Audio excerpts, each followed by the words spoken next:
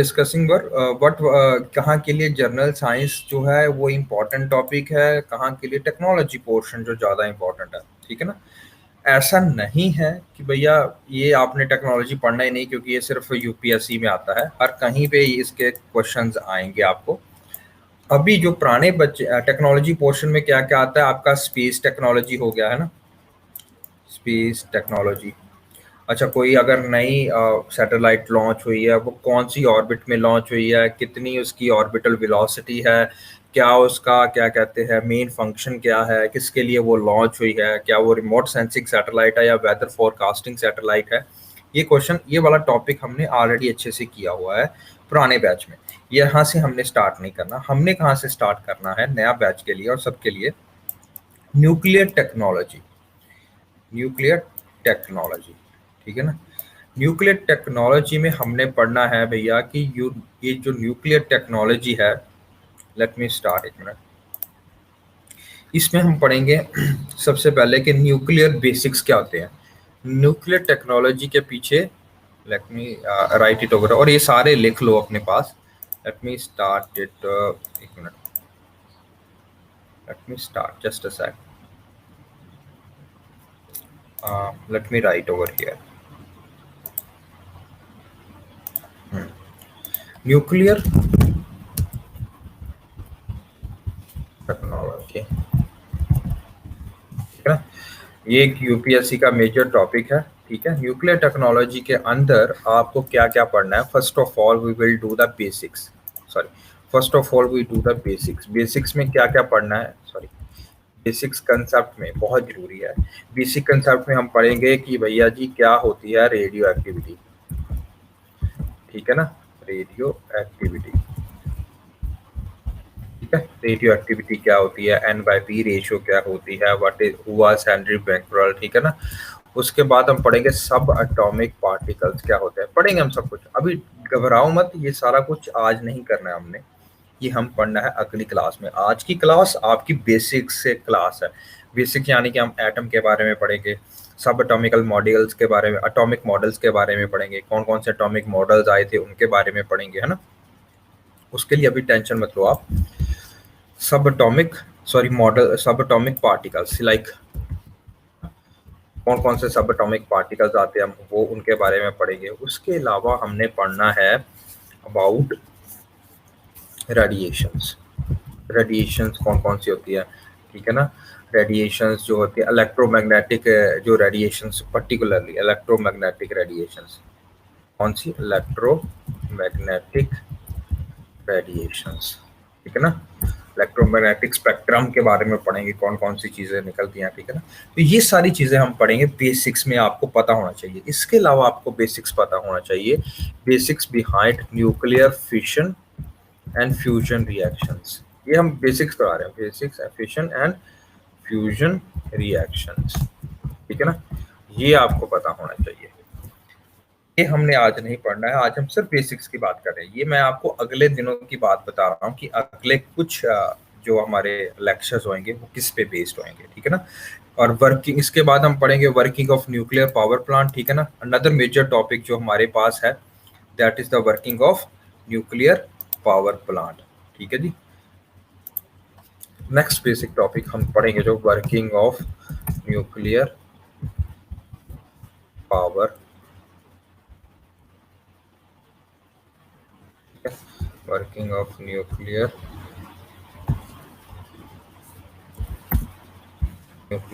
Power plant, okay, just a second, power plant, ठीक है। इसमें बहुत सारे टॉपिक्स आ जाते हैं हमारे पास, ठीक है,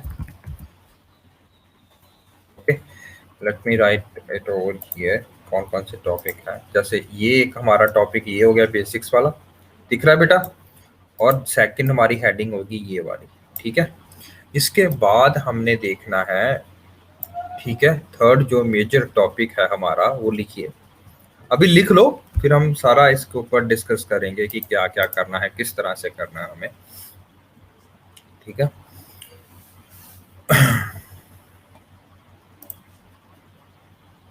यहाँ पे देखो, nuclear energy in Indian perspective, in Indian perspective, perspective, ठीक है। इंडियन पर्सपेक्टिव में यहाँ पे हम पढ़ेंगे पर्स, PERS PECTIV। लिख लो यार, थोड़ा सा मेरा जो माउस है कुछ इस तरह से लिखता है। Actually my writing is good actually.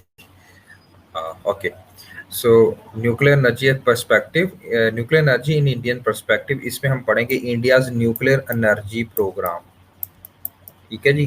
कौन कौन सी उसके अंडर बॉडीज आती हैं, जैसे कि बाबा एटॉमिक रिसर्च सेंटर, कौन कौन सी, AERB क्या है, IA international atomic energy agency ये क्या है, ठीक है ना, किसके अंडर आती हैं वो सारी चीजें, सभी बॉडी कौन कौन सी, इंटरनेशनल भी, ग्लोबल बॉडीज भी और इंडियन बॉडीज भी, ये दोनों बॉडीज यहाँ पे पढ़ेंगे।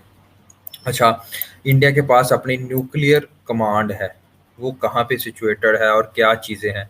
सबसे बड़ी इंपॉर्टेंट बात हमने यहाँ पे जो पढ़नी है वो है इंडिया का टीयर न्यूक्लियर पावर प्रोग्राम।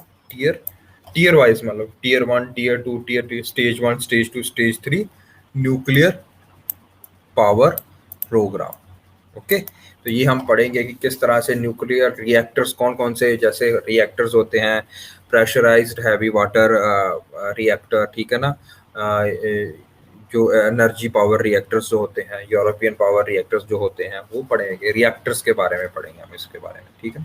तो दिस एंड थोड़ा सा हम पढ़ेंगे एनर्जी डिप्लोमेसी के बारे में, ठीक है। न्यूक्लियर एनर्जी के बाद न्यूक्लियर एनर्जी डिप्लोमेसी के बारे में पढ़ेंगे, ठीक है ना, डिप्लोमेसी, ठीक है। That's all, that will cover your major part in terms of GS3 UPSC का paper and another important part of prelims examination. UPSC prelims में क्वेश्चंस आते हैं यहाँ से, वो किस तरह से रहेंगे वो देखेंगे, ठीक है।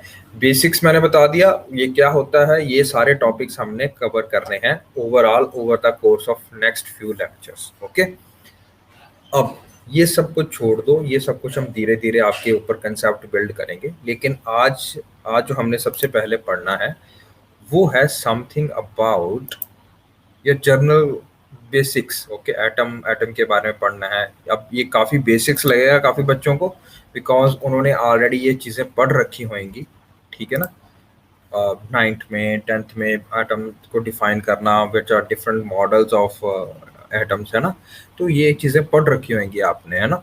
बट मैं आपको ये क्योंकि काफ़ी बच्चे जो आप में होंगे जो कि मेडिकल बैकग्राउंड या नॉन मेडिकल बैकग्राउंड के नहीं हैं, जो आर्ट्स बैकग्राउंड के हैं, उनके लिए मैं एक बार रिपीट कर दूंगा, ठीक है आज, ताकि कल इनको जो नेक्स्ट लेक्चर होगा इनको डिफिकल्ट ना लगे, ठीक है, कि हम एकदम से स्टेप उठा देंगे। Guys, are you all right? काफ़ी हैं तुम में से बच्चे जो कि नॉन मेडिकल बैकग्राउंड, सॉरी, जिन्होंने इसके बारे में अच्छे से अध्ययन नहीं किया है, बताइए, जो कि आर्ट्स बैकग्राउंड के हैं।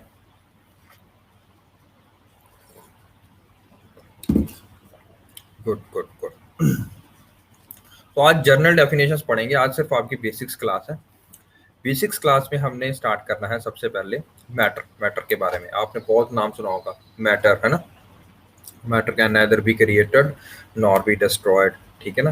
तो मैटर चीज़ क्या है, ठीक है ना, तो मैटर हम बेसिकली बोलते हैं किसी भी चीज़ को जो कि ऑक्युपाई करती है स्पेस एंड हैज़ मास, ठीक है ना, तो that is basically known as matter.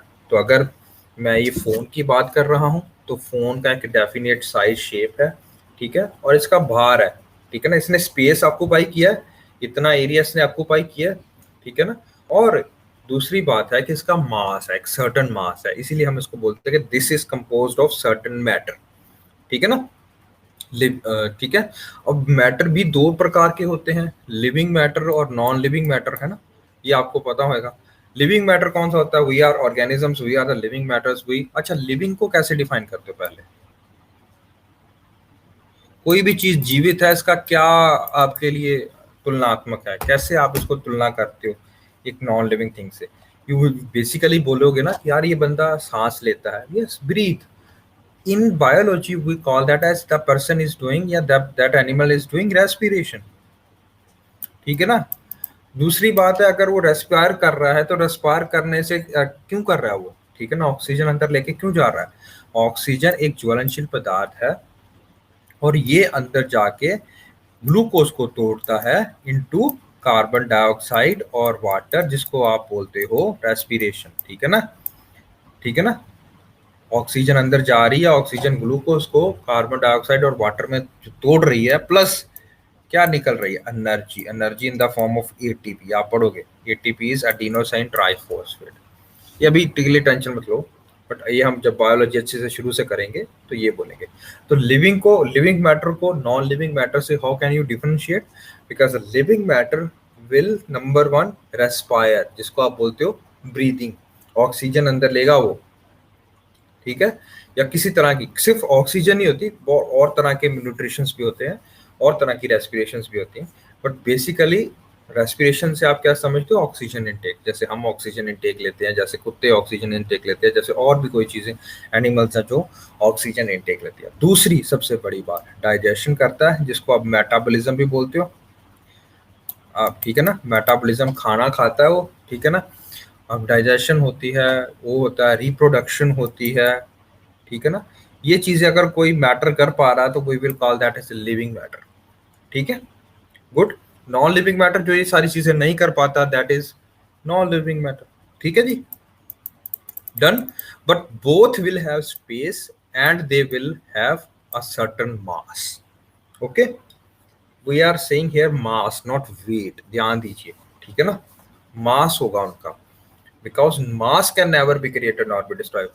Weight can be zero also, but mass can never be zero. ये सब कुछ को पता है ना? इसका क्या मतलब है? किसी को ना पता लगाओ वेट और मास में क्या अंतर है, बताइए।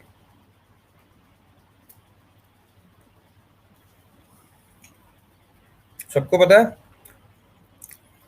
बेटा अभी आपके पास टाइम है क्वेश्चन पूछने का, अगर नहीं आता कोई बात नहीं यार, पूछो, अपने कंसेप्ट क्लियर करो, कोई बात नहीं।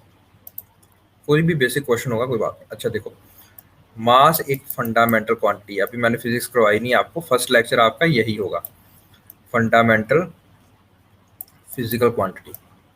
यानी कि देखो, कोई भी साइंस है ना, कोई भी साइंस का ऑब्जेक्ट पढ़ते हो आप, कोई भी साइंस पढ़ते हो, चाहे आप फिजिक्स पढ़ते हो, आप बायोलॉजी पढ़ते हो, आप केमिस्ट्री पढ़ते हो, उसकी एक आधारशिला है, उसका बेस है, उसका एक फाउंडेशन है, जिसके ऊपर बहुत सारी फिजिक्स पढ़ी हुई, सारी की फिजिक्स का आधार है। समझ रहे हो? ये नीचे वाली पौड़ी है जिसके ऊपर सारी पौड़ियां चढ़ी हुई हैं। Everyone got it? जो फिजिक्स है उसका आधार है।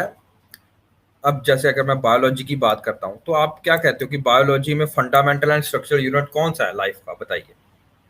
वो तो ना कि जहां से आप बायोलॉजी पढ़नी शुरू करते हो, आपने पढ़ी होगी 9वीं की 10वीं की बायोलॉजी पढ़ी होगी, 10वीं तक तो पढ़ी सबने। ठीक है ना, तो बताइए आपने सबसे पहले जो बायोलॉजी में चैप्टर पढ़ा था वो क्या था? सॉरी, बताइए। बिल्कुल, तो आप सेल पढ़ते हो, बिल्कुल सही बात है, सेल पढ़ता है ना, सेल का तो सबको पता है ना। अच्छा, बायोलॉजी क्या कहती है कि भैया जी सेल के नीचे कुछ नहीं है living, nothing is beyond, nothing below cell is living. ठीक है ना, सेल एक सेल्फ कंटेन्ड यूनिट है, एक ऐसा कमरा है जो अपना खाना खुद बनाता है, जो अपना रिप्रोडक्शन खुद करता है, जो अपना सांस खुद लेता है। ठीक है जी, डन एवरीवन? ठीक है ना, तो ये आधारशिला है सेल की।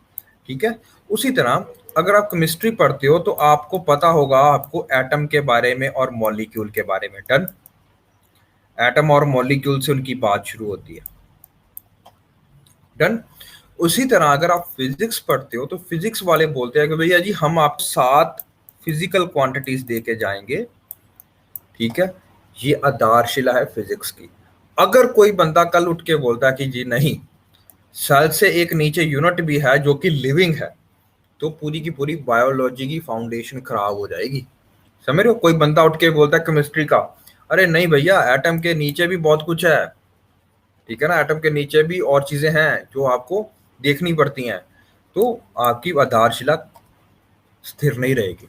उसी तरह जब आप फिजिक्स पढ़ते हो, क्वांटम फिजिक्स अभी हम बात नहीं करेंगे, पर फिजिक्स पढ़ते हो तो उसमें 7 ऐसी चीजें मान के चली गई हैं जो फंडामेंटल है, like mass, like temperature, like length.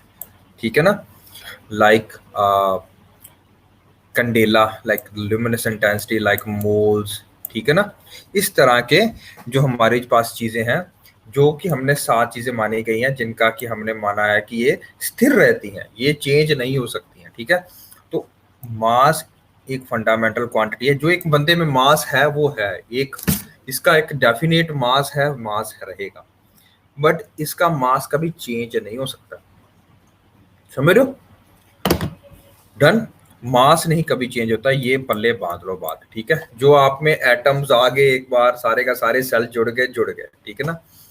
Mass can never vary, okay, but weight can vary. कैसे, अब आप पूछो। वेट और मास में बहुत महीन अंतर है, लेकिन आपको समझ आना चाहिए। Mass is equal to M बोलते हैं हम उसको, ठीक है, लेकिन वेट का फॉर्म होता है एम इंटू जी। ये जी क्या है? ग्रेविटी, समझ रहे हो, एक्सेलरेशन ड्यू टू ग्रेविटी। अब ये ग्रेविटी क्या है? गुरुत्वाकर्षण, ठीक है ना। कि धरती पे अगर आप चल रहे हो तो धरती पे अगर आप उड़ क्यों नहीं रहे हो, अगर आपके पास अगर धरती मतलब अगर आप धरती पे चल रहे हो और उड़ क्यों नहीं रहे हो, इसका एक सिंपल सा आंसर है, क्योंकि धरती का मास ज्यादा है। धरती आपको ज्यादा जोर से खींच रही है आपकी तरफ। आपका मास कितना होगा? 100 kg। धरती का कितना है? अप्रोक्सीमेटली सपोज आपके पास 10⁻⁷ kgs है, ठीक है ना। तो ये बहुत बड़ा हिस्सा हो जाएगा, ठीक है ना। और ये तो आपका वेट अगर 100 kg है तो कुछ नहीं है धरती के कंपैरेटिवली, समझ रहे हो। तो ये वाली जो बड़ी बॉल है ये आपको अपनी तरफ खींचेगी। कोई भी ऑब्जेक्ट है, इसका भी कोई, इसका मास अगर हम देखते हैं तो धरती के कंपैरेटिवली बहुत छोटा मास की बात कर रहे हैं, ठीक है ना। तो ये इसको खींचेगा अपनी तरफ। कोई भी ऑब्जेक्ट होगा, धरती उसको नीचे खींचने की, अपने धरती के सेंटर की तरफ खींचने की कोशिश करेगी। जितनी जोर से खींच रही है उसको हम बोलते हैं gravity, acceleration due to gravity. Gravity के कारण, गुरुत्वाकर्षण के कारण अपनी तरफ खींच रहा है, और इस सब पे लगेगी। चाहे वो पानी के अंदर रह रहा कोई जल जीव है, चाहे वो धरती के ऊपर रह रहा जीव है, चाहे पक्षी उड़ रहे हैं उनके ऊपर जो लग रही है वो भी ग्रेविटी एक समान लग रही है। डन। यस, है ना। Mass into acceleration, acceleration here converts to acceleration due to gravity. Done. Okay, up till now, है ना।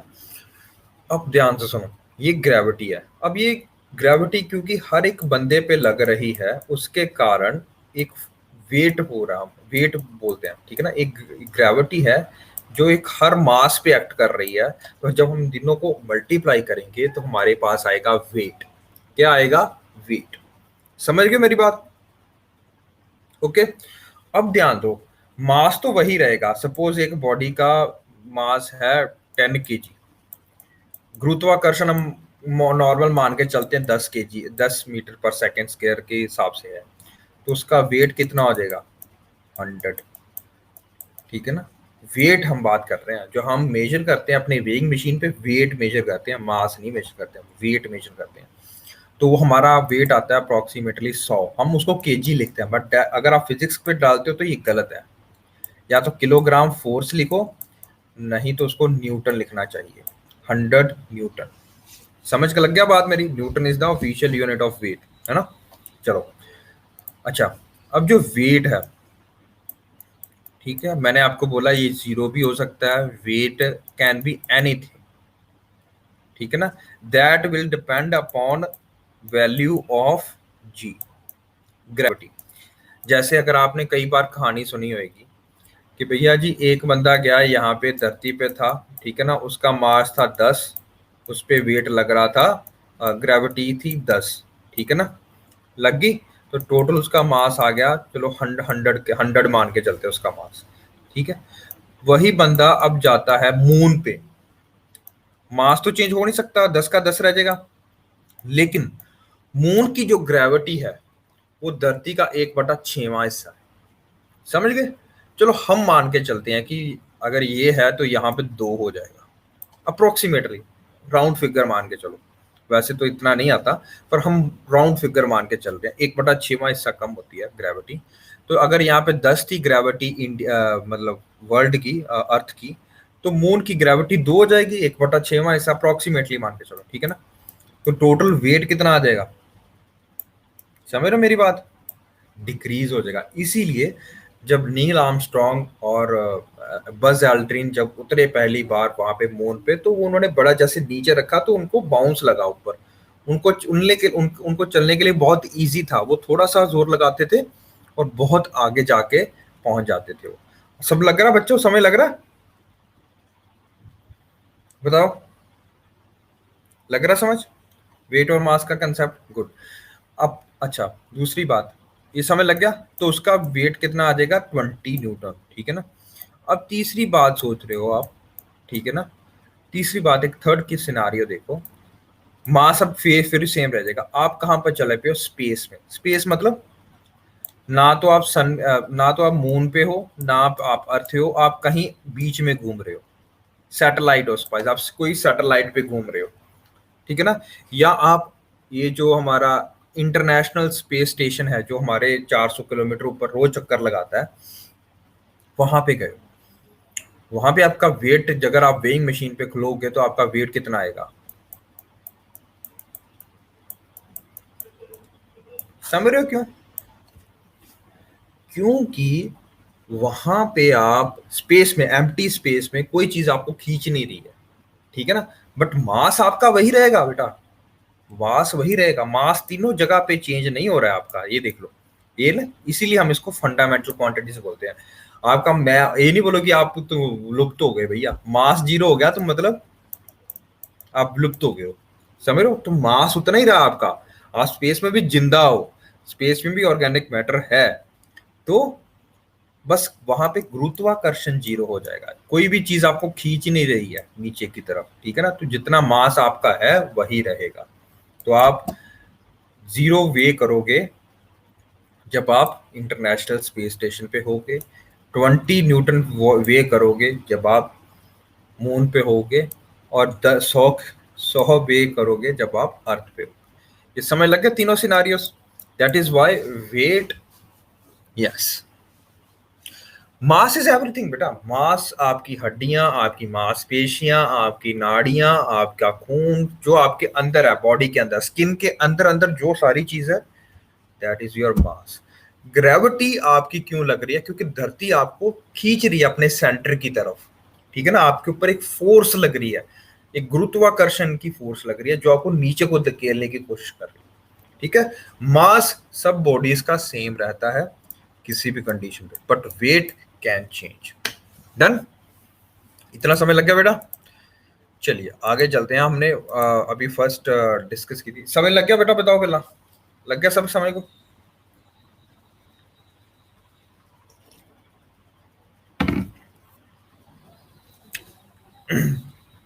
गुड,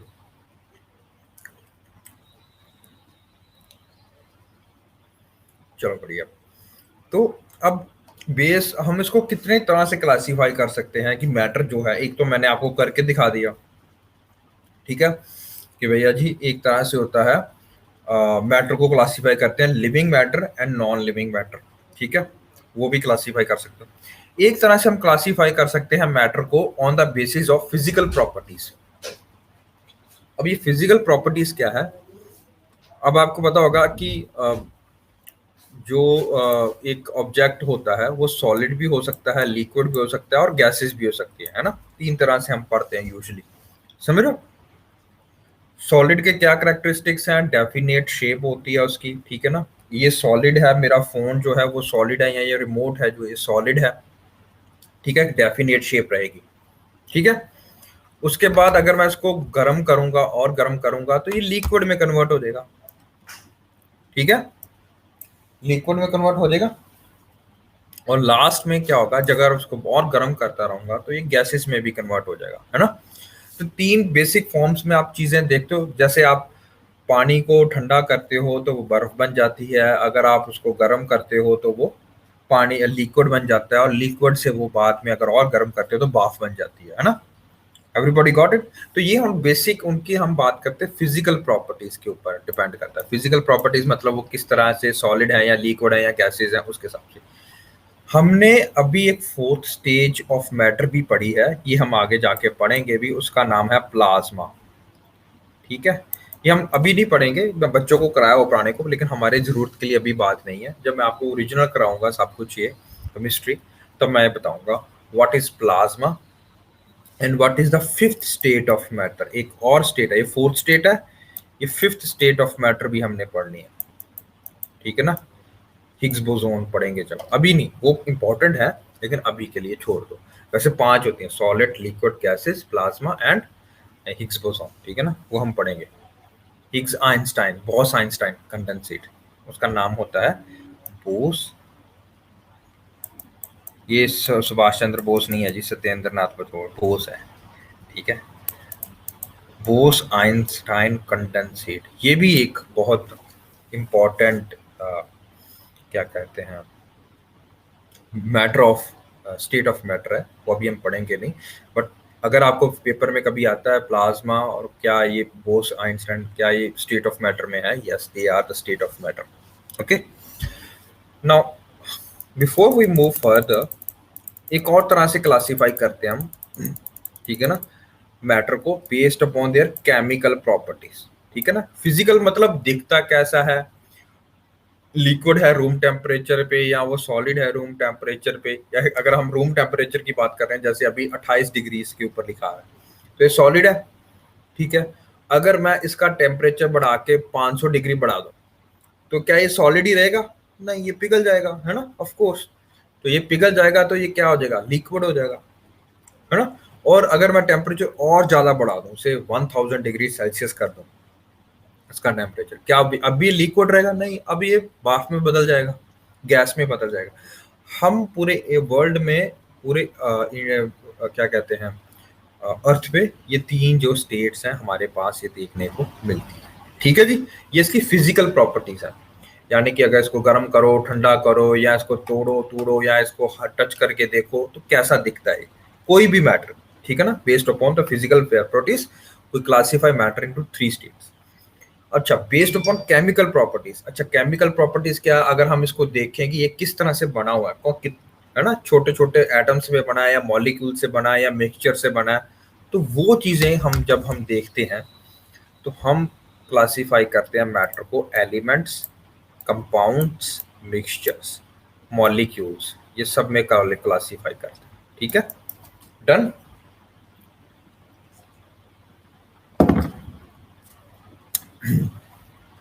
चलिए, ठीक है, आगे हम पढ़ेंगे इनके बारे में।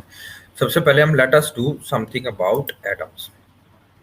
ओके, तो जो एटम होते हैं हमारे पास, ठीक है, they are the basic building block of matter, ठीक है, basic building block of matter. और ये कोई नई बात नहीं है, हमारे जो बहुत बहुत बड़े एंशियंट टाइम पे, प्राचीन काल में बहुत सारे हमारे साइंटिस्ट रहे हैं, ठीक है, उन्होंने भी अणु का नाम दिया था इस चीज को। अणु का नाम होता है एटम, ठीक है। अगर अणु का अगर अनुवाद करते हो इंग्लिश में आप, तो उसका मतलब होता है एटम्स।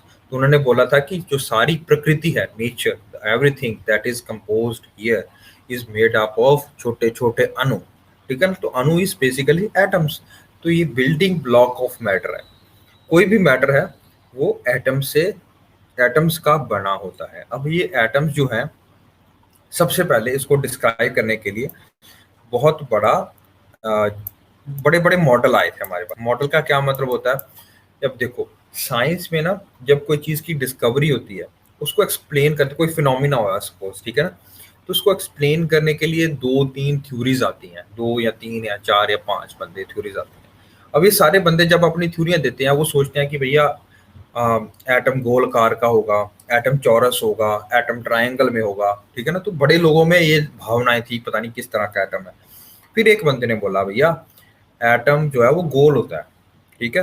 अच्छा, एटम गोल होता है तो एटम के बाद एलिमेंट्स को कैसे डिफाइन करोगे, या एलिमेंट्स के बाद आप मॉलिक्यूल्स को कैसे डिफाइन करोगे? तो सबकी एक डेफिनेशन, सारे जो साइंटिस्ट थे उस टाइम पे, उन्होंने एक्सपेरिमेंट कर करके अपने मॉडल्स दिए। मॉडल समझते हो, मॉडल ऑफ एन एटम, कि भैया जी मेरे हिसाब से, वो साइंटिस्ट बोलता था एटम ऐसा होना चाहिए। ये मेरे को कहाँ से पड़ा, मैंने एक्सपेरिमेंट किए, मैंने कुछ ऐसा करके देखा, मेरे को लगा कि एटम्स ऐसे हो सकते हैं। मैं आपको ये 5-6 चीजें बता रहा हूँ, ये मेरे हिसाब से एटम को डिफाइन करता है, ठीक है।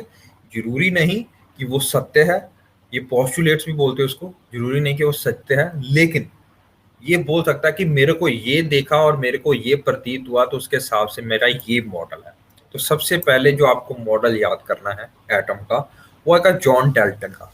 ठीक है जी। जॉन डाल्टन 18वीं शताब्दी के बहुत एक प्रसिद्ध वैज्ञानिक थे, इंग्लैंड से वो बिलोंग करते थे।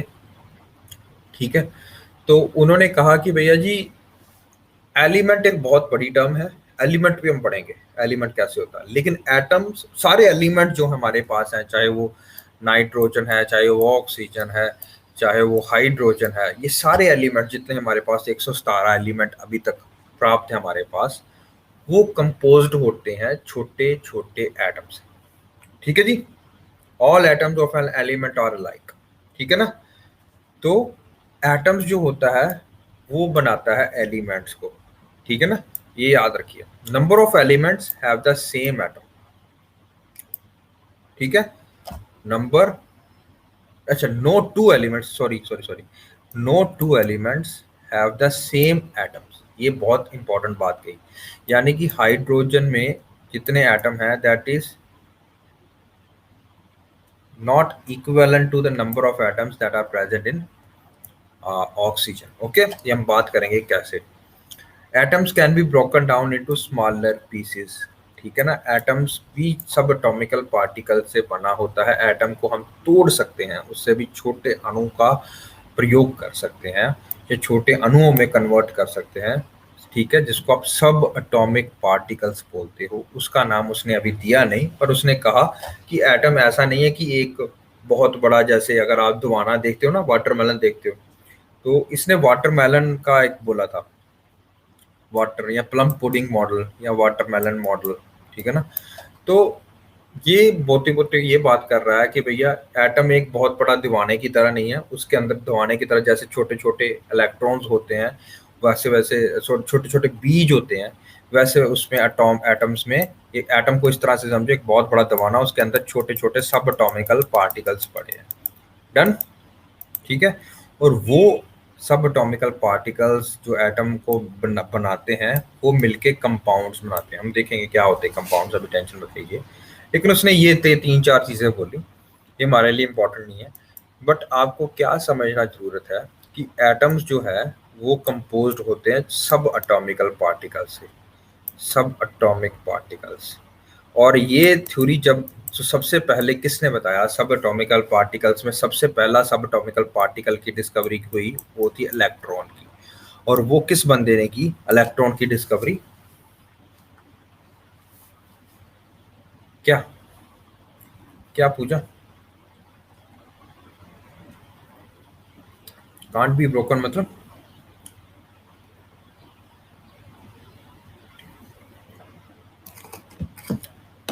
Atom can be broken? Who said atom can be broken? मैंने बोला था एटम आधारशिला, एटम का मॉडल जो है दैट इज द आधारशिला। मैंने ये नहीं बोला कि एटम को तोड़ा नहीं जा सकता। अरे एटम को तोड़ोगे तभी तो आप न्यूक्लियर एनर्जी पाओगे। ठीक है। न्यूक्लियर एनर्जी हमने फ्यूजन और फ्यूजन पढ़नी है, वो कहाँ से आएगी? एटम के तोड़ के, एटम को तोड़ के उसके सब एटॉमिकल पार्टिकल्स को बाहर निकाल के। ठीक है। बहुत ज्यादा हाई एनर्जी चाहिए होती है क्या कहते हैं, एटम को तोड़ने के लिए। हम पढ़ेंगे क्या चीज होती है वो। तो जे थॉमसन जी ने सबसे पहले एक्सपेरिमेंट किया, वो हम नहीं पढ़ेंगे, कैथोड रे ट्यूब एक्सपेरिमेंट क्या था, बट इन्होंने डिस्कवरी की सबसे पहले इलेक्ट्रॉन की। उन्होंने कहा कि एटम में एक नेगेटिवली चार्ज्ड पार्टिकल होता है, उसका नाम होता है इलेक्ट्रॉन भैया। ठीक है ना। नेगेटिवली चार्ज क्या होता है? मतलब ये इसका मास बहुत कम होता है। ठीक है। बहुत ज्यादा कम मास होता है इलेक्ट्रॉन का। अगर आपका इसका ट्यून देखना चाहते हो तो 1:1.81837 कुछ इस तरह से होता है। ठीक है। टू 10⁻⁻20 कुछ इतना मास होता है इनका। तो दैट इज नॉट इम्पॉर्टेंट, इसका मास इम्पॉर्टेंट नहीं है, बट इसका चार्ज इम्पॉर्टेंट है। चार्ज इज वेरी इंपॉर्टेंट, यानी कि उसके ऊपर एक नेगेटिव चार्ज होता है। अब ये जो नेगेटिव चार्ज होता है, इसने बड़ा प्रॉब्लम उठा दी जे थॉमसन के। इसका मतलब है कि atom as a whole negative charge होना चाहिए उसके ऊपर। ठीक है ना। डन। पर इसको एक्सप्लेन करने के लिए उसने कहा कि नहीं भैया, ऐसा नहीं है कि मैंने इलेक्ट्रॉन की डिस्कवरी की है तो उसके ऊपर नेगेटिव चार्ज है। बट जो एक्सपेरिमेंट किया उसने तो उसको पता लगा कि एटम तो न्यूट्रल है, यानी कि उसके अंदर डेफिनेटली कोई एक पॉजिटिव चार्ज पार्टिकल भी होना चाहिए। ठीक है ना, उसको मिला नहीं, बट उसने थ्योराइज किया कि इसके अंदर डेफिनेटली एक पॉजिटिव चार्ज पार्टिकल होगा। हमें पता नहीं लग रहा क्योंकि मेरे पास अभी मशीन नहीं है जो ये डिटेक्ट कर पाए, पर क्योंकि हमें पता है कि एटम न्यूट्रल होता है। क्योंकि अगर आप देखो, अगर आप इस चीज को या किसी भी चीज को, कोई भी मेटल को लेके जाते हो, सपोज ये मेरा कड़ा है, ठीक है ना, इसको अगर आप चार्ज करते हो, है ना, चार्ज करते हो, इलेक्ट्रिसिटी पास करते हो, तो ये ऐसे ही रहेगा, इट विल नॉट चेंज। ठीक है ना, इट विल नॉट चेंज। लेकिन अगर एटम ये एटम का कंपोज किया होता है, अगर ये न्यूट्रल ना होता, तो अगर इसमें इलेक्ट्रिसिटी पास करते या इसके अंदर कोई चार्ज पास करते, तो वो किसके पास जाता? अगर नेगेटिव है तो वो पॉजिटिव टर्मिनल के पास जाता। समझ रहे हो ना? तो ये पॉजिटिव टर्मिनल के पास शिफ्ट नहीं होता है, तो इसका मतलब ये न्यूट्रल है। ठीक है, तो एटम न्यूट्रल होता है, ये हमें पता है। तो उसने बोला कि भैया एटम तो न्यूट्रल है, मैंने एक नेगेटिव चार्ज की डिस्कवरी किया, मेरे को नहीं पता कि इसको कैसे सब स्टेबलाइज किया, पर ऐसा होता है कि इसके अंदर कोई पॉजिटिव पार्टिकल पड़ा होगा। ठीक है, ओके। तो अभी उसने ये बात नहीं कही, उसने बस इतना डिस्कवरी किया कि पॉजिटिव चार्ज भी होगा इसके अंदर। ठीक है, अब हम आगे चलते हैं। जो इसके बाद जो सबसे बड़ा मॉडल आता है, दैट इज रदरफोर्ड मॉडल। ये बंदे ने सबसे पहले डिस्कवरी की थी प्रोटॉन की। प्रोटॉन का मतलब होता है, प्रोटॉन का क्या मतलब होता है बताइए? ठीक है, प्रोटॉन का मतलब होता है ये पॉजिटिवली चार्ज्ड पार्टिकल होगा, पॉजिटिवली चार्ज्ड पार्टिकल। ये क्यों चाहिए और इसका चार्ज कितना होना चाहिए? अगर इलेक्ट्रॉन के ऊपर -1 चार्ज है तो इसको न्यूट्रल करने के लिए +1 चार्ज होना चाहिए, तो ओवरऑल क्या होएगा? जीरो हो जाएगा ना, -1 + 1 = 0, तो मतलब न्यूट्रल। समझ लग गया बात? ठीक है, तो अब याद रखो, लिख लो इस चीज को कि अर्नस्ट रदरफोर्ड डिस्कवर्ड, ठीक है, प्रोटॉन्स। 1917 की शताब्दी की बात, 1917 ईस्वी की बात है। रदरफोर्ड ने एक एक्सपेरिमेंट किया, उस एक्सपेरिमेंट का नाम था फॉयल गोल्ड फॉयल एक्सपेरिमेंट। इसने एक्सपेरिमेंट किया, ये देखो। ठीक है, इसने क्या किया कि एक ऐसे करा कि एक गोल्ड फॉयल ली, मतलब एक गोल्ड का पेपर लिया, बहुत पतला सा पेपर था, उसको यहाँ पे रखा। ठीक है, और इसको चारों तरफ से बंद कर दिया, मतलब ऐसे करके गोल तरीके से बंद कर दिया। सिर्फ एक इतनी सी जगह छोड़ी जहां से एक रे ऑफ लाइट, यानी कि अल्फा पार्टिकल जो है वो जा सके, एक मतलब रे ऑफ लाइट जा सके। सिंपल सी इतनी सी बात समझो। ठीक है ना, इसने क्या किया कि जितनी सी स्लिट से, जितनी सी एरिया से ये लाइट गई अंदर, ठीक है, तो उसके बाद इसने देखा कि इलेक्ट्रॉन जो, मतलब इसके ये अब गोल्ड फॉइल का क्या फायदा था? देखो, इसके अंदर होते हैं एटम्स। ठीक है, ये एटम्स की बनी होगी ऑफ कोर्स। गोल्ड कोई भी चीज डालो, कोई पेपर भी रखोगे, वो भी एटम का ही बना होगा। अच्छा, उसने क्या देखा कि ये लटकी थी, ये जो सर्कल शेप की है ना, कवरिंग इसकी लटकी थी। ठीक है ना, तो उसने क्या देखा कि जैसे ही मैं रे ऑफ लाइट या रे ऑफ एक अल्फा पार्टिकल बीम छोड़ रहा हूँ, इसके अंदर बीम छोड़ रहा हूँ, तो ये हर जगह पे रिफ्लेक्ट हो रही है, मतलब हर जगह जा रही है, हर जगह जा रही है। ठीक है, तो इसने देखा कि 99% जो है, 99.9% इवन, ठीक है, कि वो सारी राइट हर जगह पे मतलब टकरा रही थी।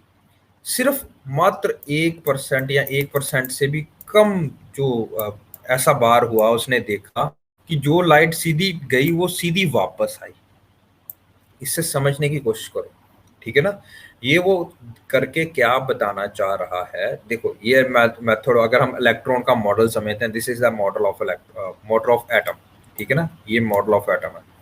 इसके अंदर हमने पता है कि नेगेटिवली चार्ज्ड पार्टिकल पड़े हैं, ये हम सबको पता है। तो अगर इसके अंदर कोई पॉजिटिव चार्ज पार्टिकल नहीं होता, ठीक है ना, यहाँ पे कोई न्यूक्लियस नहीं होता, तो क्या होना था? यानी कि कोई पॉजिटिव चार्ज नहीं होना, तो क्योंकि ये अल्फा पार्टिकल्स हैं, ये है पॉजिटिवली चार्ज्ड। ठीक है ना, पॉजिटिव पॉजिटिव अगर टकराएगा तो वो डिफ्लेक्ट होगा। कभी आपने देखा होगा वो चुंबक को, दो चुंबक लेके जाओ, अगर दोनों का हिस्सा नॉर्थ एंड है, वो एक दूसरे को रिपेल करते हैं। कभी देखा ये करके किसी ने मैग्नेट से? यस, बिल्कुल। है ना, नॉर्थ पोल लेके जाओ, एक बार रिपेल करेंगे, जो दूसरे एंड है साउथ पोल और नॉर्थ पोल लेके जाओगे, एक तरह से जुड़ जाएंगे चुंबक से। देखा होगा आपने, है ना। तो उसी तरह जब पॉजिटिव पार्ट चार्ज पार्टिकल, जिसको आप प्रोटॉन बोलोगे, ठीक है ना, जो कि न्यूक्लियस के अंदर पड़ा है, एक ऐसी जगह पे पड़ा है सेंटर में सपोज, है ना। तो इसने क्या देखा कि जब हम पॉजिटिवली चार्ज कोई भी बीम अंदर फेंकते हैं तो वो पास कर जाती है, खाली निकल जाती है दूसरी तरफ से। इससे दो चीजें समझ आती हैं हमें, कि एटम अंदर से खाली पड़ा है ना, एटम अंदर से बिल्कुल खाली पड़ा है। और अंदर खाली पड़ा है इसका मतलब ये है कि अंदर उसके बहुत ज्यादा स्पेस है, जहां पे कोई चीज नहीं है, जिसका कोई वेट नहीं है, ठीक है ना।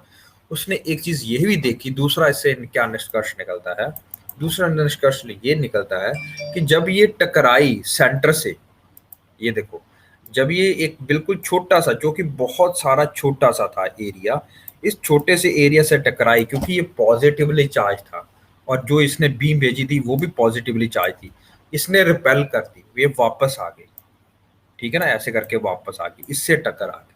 और बहुत कम बार आई, यानी कि 99% में ये खाली स्पेस है, और 1% है न्यूक्लियस। तो इसको पता लगा भैया, पहली बात, एटम खाली पड़ा हुआ है, बिल्कुल खाली पड़ा है। उसके बाद सेकंड बात क्या है, कि उसका जो सारा सारा वेट है वो एक बहुत छोटी जगह पे कंसंट्रेटेड है, ठीक है। एक पूरे एटम का जो सारा वेट है वो एक केंद्र बिंदु पे लोकेटेड है, उस कोड जो बहुत छोटे से एरिया में कंसंट्रेटेड है, केंद्र बिंदु में कंसंट्रेटेड है, उसका नाम इसने दिया न्यूक्लियस। क्या नाम दिया इसने, बताइए? न्यूक्लियस। अब जो न्यूक्लियस है, जिसके ये केंद्र बिंदु है जहां पे पॉजिटिवली चार्ज्ड पार्टिकल पड़े हैं, उसका क्या नाम, मतलब उसके अंदर कौन से पार्टिकल पड़े हैं, पॉजिटिवली चार्ज्ड। क्यों पड़े हैं? क्योंकि एटम ओवरऑल क्या है, न्यूट्रल है। तो सारा पॉजिटिव चार्ज कहाँ पड़ा होगा, न्यूक्लियस में। सारा भार कहाँ है, न्यूक्लियस में, ठीक है ना। समझ रहे हो, केंद्र बिंदु वहां पे है जो जहां पे, और बाकी सारा कमरा है। आप इसको ऐसे समझो, ये मेरा, ये एक बिस्कुट है, तो ये न्यूक्लियस है, और ये पूरा कमरा जो है, कमरे में अगर ये पड़ा हुआ है न्यूक्लियस, ठीक है ना, तो इस पूरे बाकी कमरा खाली है, तो ये सारा भार है, पूरे एटम का एक ही भार है, वो है ये अंदर न्यूक्लियस। इसके अंदर क्या पड़ा है, पॉजिटिवली चार्ज। कितना पड़ा है पॉजिटिव चार्ज, वेरी इंपॉर्टेंट बात है ये वाली, ठीक है ना। अब उसने बोला कि भैया कितना पॉजिटिव चार्ज पड़ा होगा, देखो ये बहुत इंपॉर्टेंट बात है। उसने कहा कि भैया जी कितना इंपॉर्टेंट चार्ज पड़ा है, जितने इलेक्ट्रॉन होंगे उतना ही प्रोटॉन होंगे। समझ लगी, दोनों का समझ लगी, ये बहुत जरूरी बात है, ठीक है। जितने इलेक्ट्रॉन होंगे उतने ही प्रोटॉन होंगे, क्योंकि तभी ये -1 है और ये +1 है, तभी आपका जो एटम होगा वो न्यूट्रल होगा। तो कुछ हमने बातें अभी तक सीखी हैं एटम के बारे में, कुछ पढ़ा है हमने। अभी तक हमने पढ़ा है कि भैया एटम जो है, दैट इज कंपोज्ड, ठीक है ना, that is the smallest particle, हमने अभी तक जो पढ़ा है, ठीक है ना, स्मॉलेस्ट पार्टिकल, ठीक है, that is composed of 3 different particles. अभी हम तीसरा पढ़ना है, इलेक्ट्रॉन, प्रोटॉन और न्यूट्रॉन। न्यूट्रॉन की अभी डिस्कवरी नहीं हुई, ये 1932 में होगी। अभी हम हैं 1917 में, और 1917 में हमें यह पता चल चुका है कि एटम में इलेक्ट्रॉन होता है और प्रोटॉन होता है। बताइए, यहां तक समझ लग गया?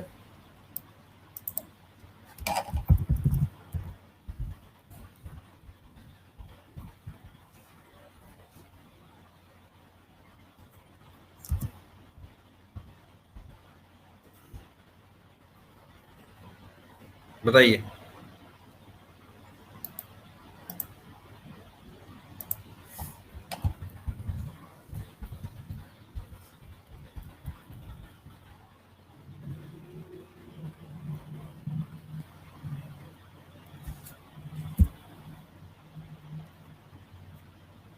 डन,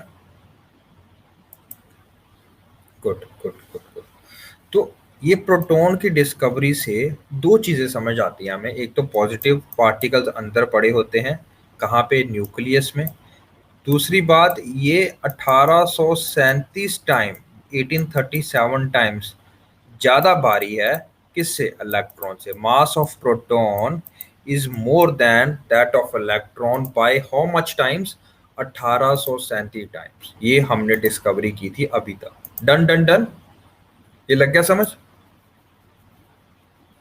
1836 या 37 टाइम है, आप चेक कर लीजिए। मेरे ख्याल से 36 है, नॉट 37, बट मेरे ख्याल से 37 है। ठीक है संदीप कुमार जी, हमें इस मॉडल से ये समझ लगती है कि प्रोटॉन जो है वो पॉजिटिवली चार्ज्ड है। ये कहाँ पड़ा होता है? ये सेंटर में पड़ा होता है। जैसे हमारा सूर्य बिल्कुल सेंटर में पड़ा है हमारे सोलर सिस्टम के, वैसे ही है। और अगर आप कंपेयर करो सन के मास से, द मास ऑफ प्लैनेट, सारे प्लैनेट्स का कंबाइन करोगे, ठीक है ना, तो सन का मास बहुत ज्यादा भारी है। तभी तभी सारे के सारे प्लैनेट्स उसके अराउंड रिवॉल्व कर रहे हैं। ठीक है ना। तो आप इसको ऐसे समझो कि हमारे सोलर सिस्टम में सारा का सारा भार कहाँ है? सन के पास है। ठीक है। उसके चक्कर काट रहे हैं प्लैनेट्स, वो आप इलेक्ट्रॉन समझ लो। और सन के अंदर क्या पड़ा है? प्रोटॉन। ऐसा समझ लग गए? Proton is a positively charged particle, planet are negatively charged particle, and ये इसके चक्कर काट रहे हैं। ठीक है। बट एटम का सारा वेट कहाँ है? सन के पास। आपको पता होगा जो अर्थ है, पता नहीं 10,000, पता नहीं 20,000, अब कोई ऐसा फिगर है, आई एम नॉट श्योर, पर 20,000 अर्थ समा सकती हैं सन के अंदर। समझ लो, कल ही 20,000 अर्थ एंड टू एंड लगे तब भी सन का ज्यादा निकलेगा रेडियस, इतनी बड़ा है सन। ठीक है ना।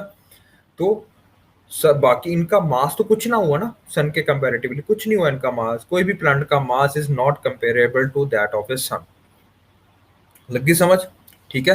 तो प्लैनेट जो है, जो घूम रहे हैं अर्थ सन के अराउंड, वो है हमारे पास क्या मतलब है कि वो है इलेक्ट्रॉन्स। उसको आप इलेक्ट्रॉन की तरफ समझो। अगर उनका मास कंपेयर करें इलेक्ट्रॉन का एज कंपेयर टू प्रोटॉन, बहुत छोटा मास है। कितना टाइम छोटा है? यानी कि एक प्रोटॉन 1837 टाइम बड़ा है एक इलेक्ट्रॉन से। अगर एक इलेक्ट्रॉन का मास अगर सपोज करो 1 kg है, तो एक प्रोटॉन का मास कितना होगा? 1837 kg। डन। लग गया समझ? इस तरह से समझने की कोशिश करो। अभी तक क्लियर लग गया? अभी हमने न्यूट्रॉन की डिस्कवरी नहीं की। ठीक है। तो ये था कुछ बात हमने जो कि बात कही है। ठीक है। कहाँ की बात कही हमने? ये हमने बात कही है इलेक्ट्रॉन मॉडल की, सॉरी रदरफोर्ड मॉडल की। ठीक है जी। अब हमने नई बात करनी है लेकिन रदरफोर्ड मॉडल में यही बात करनी है। रदरफोर्ड मॉडल ये तो बोल रहा है कि भैया जी इलेक्ट्रॉन पड़े हैं। ठीक है ना। अब जो भी मैंने आपको बताया कि इस तरह सन की एग्जांपल देके ये प्लानिटरी मॉडल है, ये अभी आपने इसको छोड़ देना। रदरफोर्ड मॉडल बोल रहा है कि सेंटर में न्यूक्लियस पड़ा है और इलेक्ट्रॉन किसी भी जगह पे घूम रहे हैं। समझ रहे हो मेरी बात? किसी भी ऑर्बिट में घूम रहे हैं। बट इसको जो नेगेटिवली बताया, जिसको ये इसको डिस्कार्ड किया गया मॉडल को, वो इस एक बंदे ने किया गया। उस मॉडल, उस बंदे का नाम है, सुन लीजिए, उस बंदे का नाम है नील्स बोहर। ठीक है। इसको बाद में एक मिला था नोबेल प्राइज। ठीक है। इस बंदे ने क्या किया, बोहर्स मॉडल या नील्स बोहर मॉडल बेसिकली क्या बोलता है, कहता है भैया ये गलत है जो रदरफोर्ड बोल रहे हैं भाई साहब कि इलेक्ट्रॉन कहीं पे भी घूम रहे हैं। ऐसा कुछ नहीं है भैया। कहता है इलेक्ट्रॉन उसी तरह घूम रहे हैं जैसे हमारे सन के अराउंड प्लैनेट्स घूम रहे हैं। तो प्लैनेट्स कहाँ से घूम रहे हैं? ठीक है ना। प्लैनेट कैसे घूम रहे हैं? एक फिक्स्ड ऑर्बिट होती है। ठीक है ना। ये सन है, ये suppose is the orbit of mercury, this is the orbit of Venus, and this is the orbit of earth. ठीक है ना। ये अर्थ घूम रही है, तो इसी चक्कर में घूमेंगे भैया, ना 1 सेंटीमीटर उधर ना 1 सेंटीमीटर इधर। समझ रहे हो मेरी बात? आप ये नहीं बोल सकते कि अर्थ घूमती घूमती यहाँ चलेगी वीनस की ऑर्बिट में, या वीनस घूम के अर्थ की ऑर्बिट में आ गए। नहीं, ये क्यों नहीं है? क्योंकि ये नील्स रदरफोर्ड ने बोला कि भैया जी, क्योंकि सब जो न्यूक्लियस है उसके अंदर पड़े हैं प्रोटॉन्स, और जो सारे का सारा भार पड़ा है, ठीक है ना, वो ऐसे पड़ा है अंदर, और जो चक्कर काट रहे हैं वो है इलेक्ट्रॉन्स। ऐसे पड़े नहीं हुए कि मतलब स्पेस में कहीं पे भी पड़े हैं इलेक्ट्रॉन्स। तो इसने बोला कि इलेक्ट्रॉन जो पड़े हैं वो एक पर्टिकुलर ऑर्बिट में पड़े हैं, इसको बोलते हैं ऑर्बिटल शेल्स। क्या बोलते हैं? Orbital shells. तो उसने इसका नामकरण संस्कार कर दिया, जैसे सबसे अंदर वाला शेल होगा के, फिर एम, फिर एन, फिर ऐसे करके बना दी, K L M N O P. ठीक है ना, लगी समझ? तो उसने ये बात कही है, समझ गए? रदरफोर्ड क्या बोल रहा था कि भैया इलेक्ट्रॉन कहीं पे भी पड़े हैं स्पेस में, लेकिन ये इसको गलत ठहराया नील्स बोर ने, और इसी के कारणवश इसको क्या मिला? Nobel prize for physics. ठीक है, ये क्या बंदा बोल रहा है? नहीं भैया जी, आपका मॉडल गलत है। आपका मॉडल गलत क्यों है? क्योंकि आपने बोला है कि इलेक्ट्रॉन कहीं पे भी पड़े हैं मुंह उठा के। ऐसा नहीं है, ऐसा नहीं है। वो एक, जैसे आप ओनियन छीला होगा कभी आपने, समझ रहे हो? तो आप ओनियन को छीलते हो तो पील दर पील निकालते हो उसको, एक छिलका निकाला पूरे का पूरा, फिर दूसरा छिलका निकाला पूरे का पूरा, तीसरा छिलका निकाला, और फिर अंदर वाले पास से जाते हो आप, है ना? ऐसे करते हो ना? बताइए, है ना?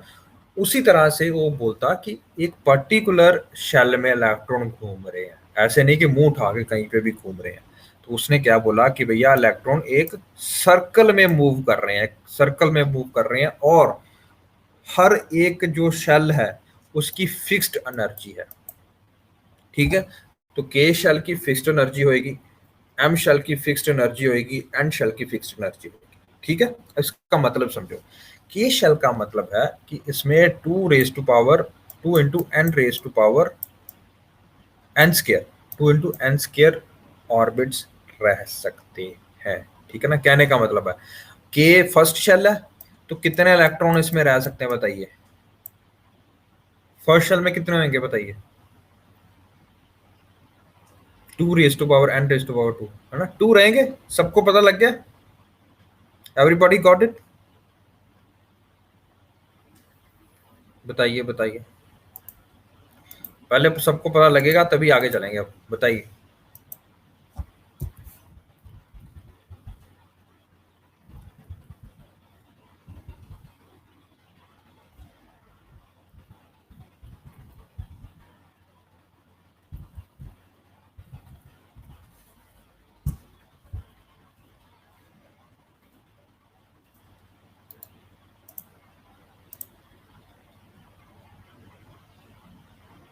ठीक है जी, डन।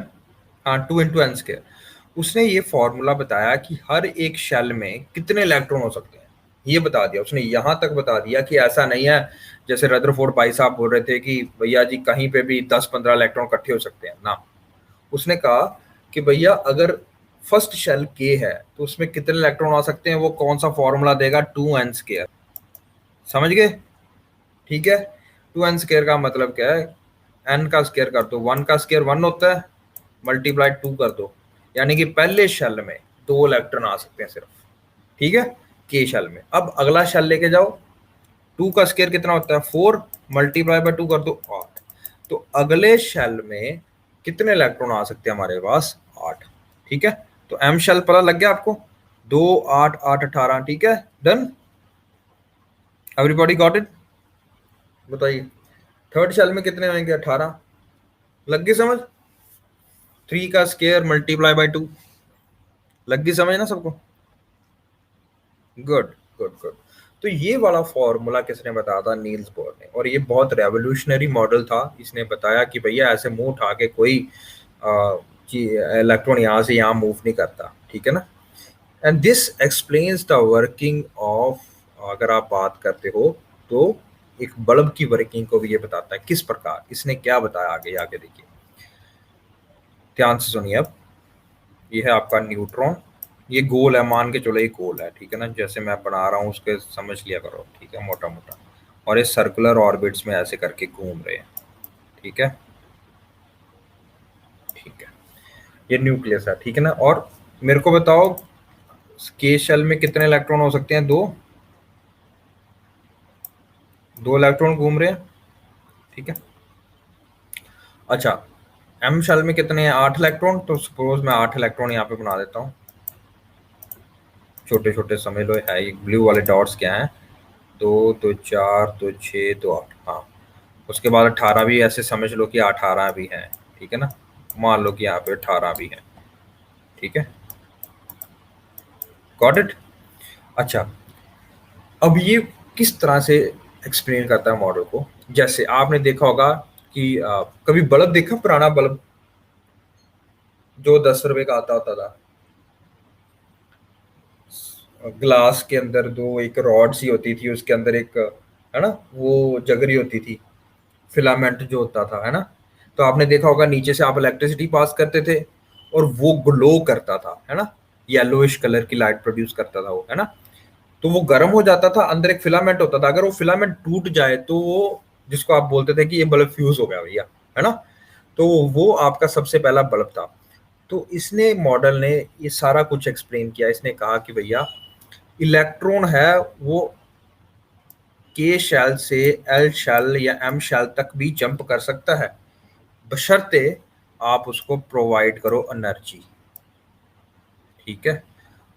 एनर्जी मतलब उसको हायर एनर्जी दोगे, वो यहाँ से जंप करके यहाँ पे भी जा सकता है, यहाँ से जंप करके यहाँ पे भी जा सकता है, एल से एम पे भी जा सकता है, समझ गए? लेकिन जब वो एल से एम पे जाएगा तो हायर एनर्जी में चला गया, डन। उसके बाद वो उसी टाइम वापस भी आ जाएगा, ऐसा नहीं कि ऊपर ही लटका रहेगा। जब ये वापस आएगा तो ये एनर्जी एमिट करेगा, उस एनर्जी का नाम होगा फोटॉन्स। याद रखो, फोटोन। ठीक है? तो जो आपको एनर्जी दिख रही है बाहर आती हुई एक बल्ब से, वो है फोटोन। यानी कि पहले आपने एक इलेक्ट्रॉन को एनर्जी दे के, इलेक्ट्रिसिटी दे के एक्साइट करके ऊपर वाले ऑर्बिटल में भेजा, वहां से जब वो वापस आया, ठीक है ना, ये माइक्रो सेकंड्स में हो रहा है, बहुत छोटे टाइम में हो रहा है, तब उसने लाइट एनर्जी एमिट की, और वो लाइट एनर्जी का नाम था फोटोन। ठीक है जी? Done done done. तो हम जब आगे जाके पढ़ेंगे फोटोन या वेव मॉडल ऑफ क्या कहते हैं, क्या कहते हैं, लाइट, तब हम इसको और डिटेल में पढ़ेंगे। अभी के लिए बस इतना समझ लो कि ऐसा कुछ हो रहा है। ठीक है जी? तो ये था basic model about what is atom. आज हम और पढ़ेंगे इसके साथ में, ये देख लो इसका, कि इसने बोला कि इलेक्ट्रॉन जो है वो ऑर्बिट में अराउंड न्यूक्लियस के अराउंड मूव कर रहे हैं, जैसे कि प्लैनेट मूव कर रहे हैं सन के अराउंड। ठीक है? इलेक्ट्रॉन को नेगेटिव चार्ज होता है और ऑर्बिट करते हैं न्यूक्लियस के अराउंड, जिसके अंदर की पॉजिटिव चार्ज है। ये तो ऑलरेडी नील्स रदरफोर्ड ने बाद में प्रूव भी कर देना है। ठीक है ना? तो इसने सबसे जो रेवोल्यूशनरी बात की वो यही की कि जो एटम्स होते हैं, जो एटम के अंदर इलेक्ट्रॉन्स होते हैं, वो एक फिक्स्ड एनर्जी शेल में मूव करते हैं, सर्कुलर ऑर्बिट्स में मूव करते हैं। ठीक है? ये आपको याद रखना जरूरी है, और कुछ नहीं। ठीक है जी? Done of done. इसके बाद आता है 1932 में एक बंदा आता है, James Chadwick. James, CHADWICK।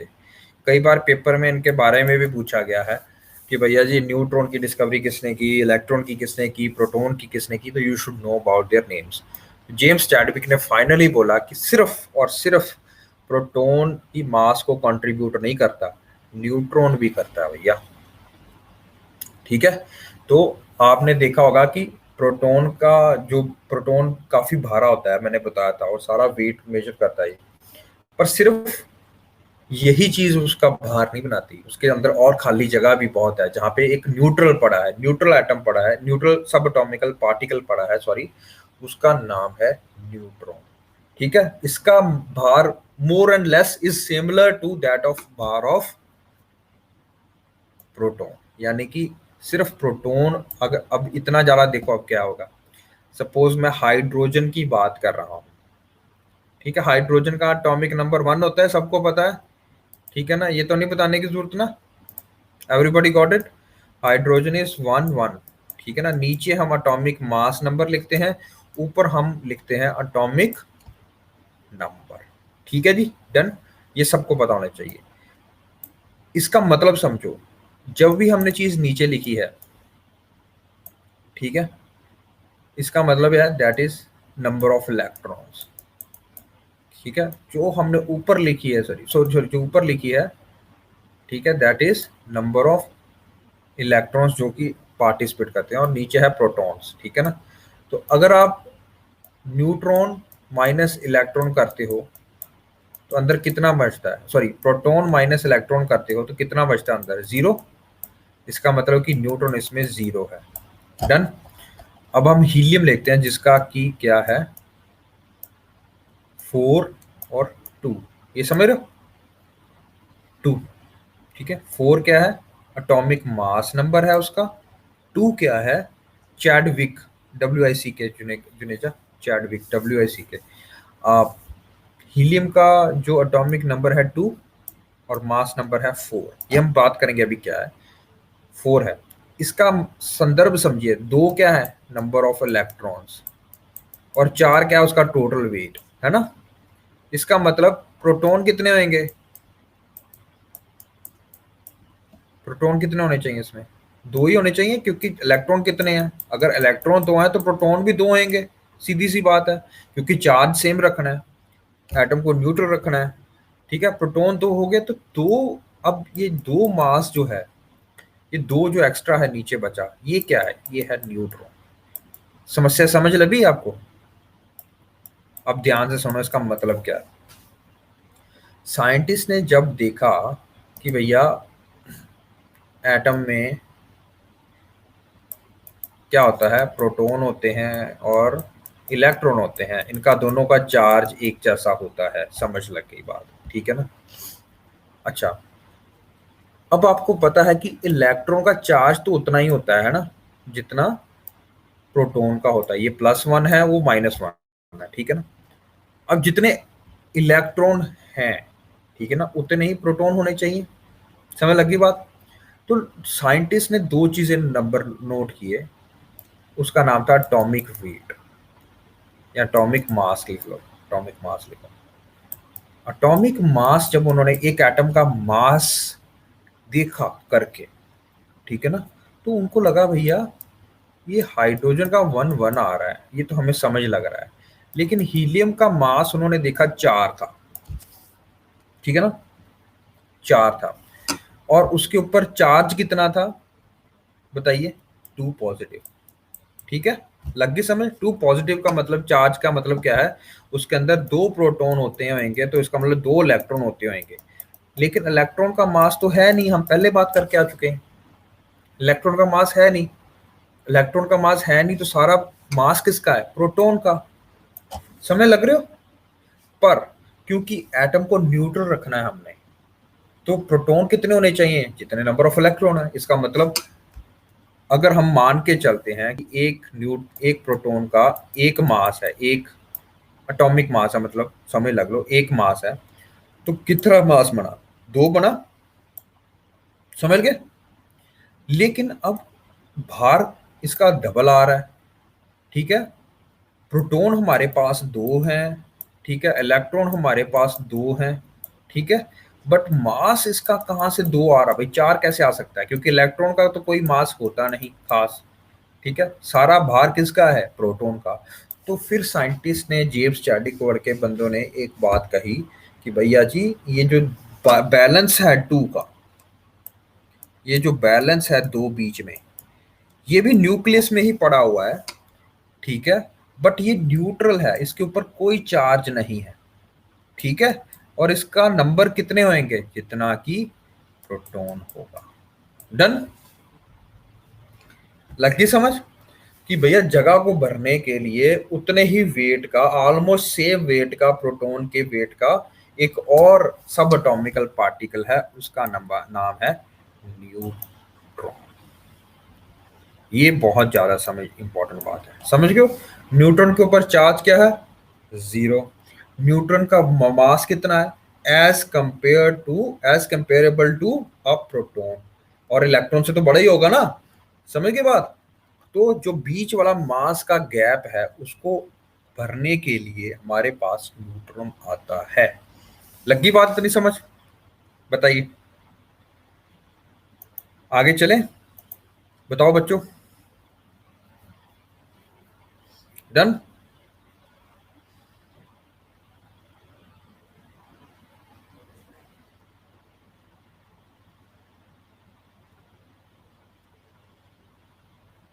Got it? बताइए।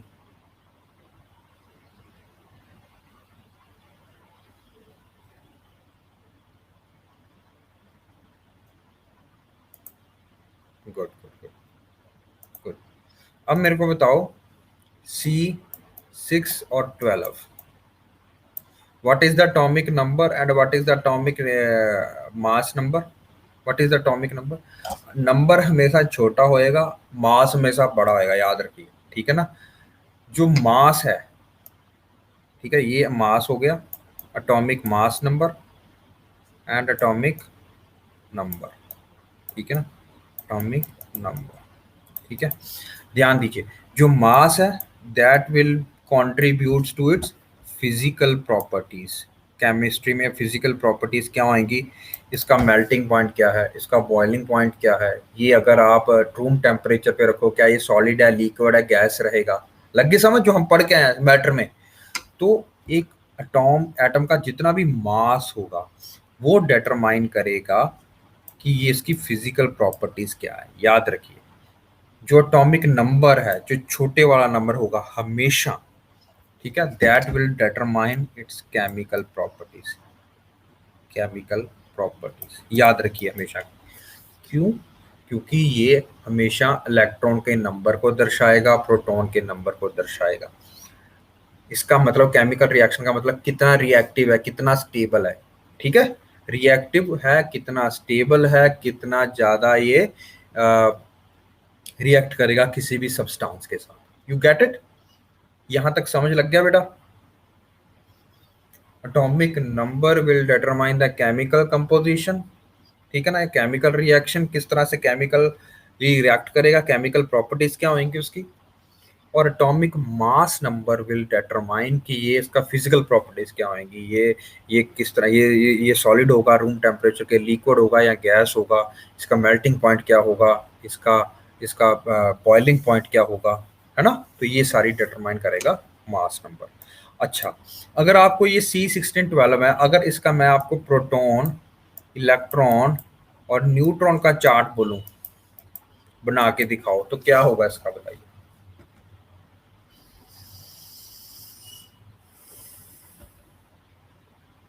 जल्दी जल्दी। Proton, neutron and electron.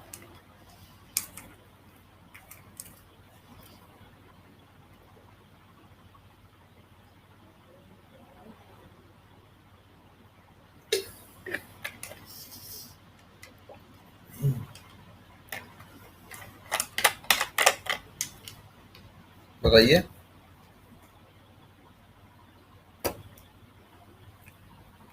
हाँ, बिल्कुल भाई, मैंने बताया कि नीचे वाला जो छोटे वाला हिस्सा होगा हमेशा, वो होगा आपका एटॉमिक नंबर।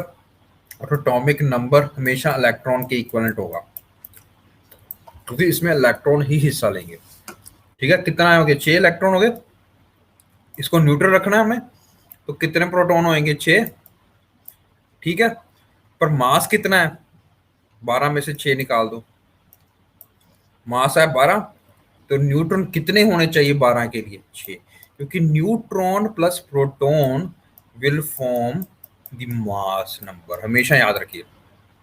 लग गई समझ? ठीक है। तो ये न्यूट्रॉन जो है ये सिर्फ मास कंट्रीब्यूट करता है, ठीक है, मास को ही कंट्रीब्यूट करता है, इसके ऊपर कोई चार्ज नहीं, जीरो चार्ज है। Got it guys? लग गई समझ? ठीक है। इसी तरह अगर मैं करूं आपको पास oxygen 8 16, what is the 16 here?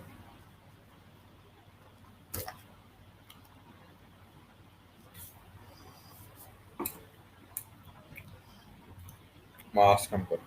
What is the 6 here, sorry 8 here? बताइए बताइए।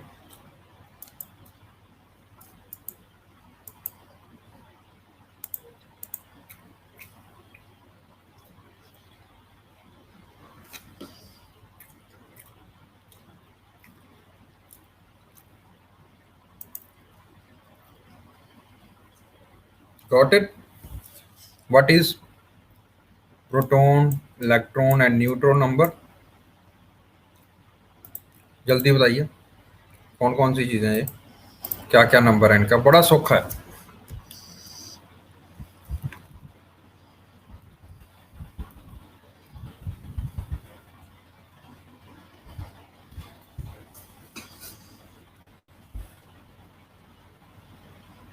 ठीक है जी, done.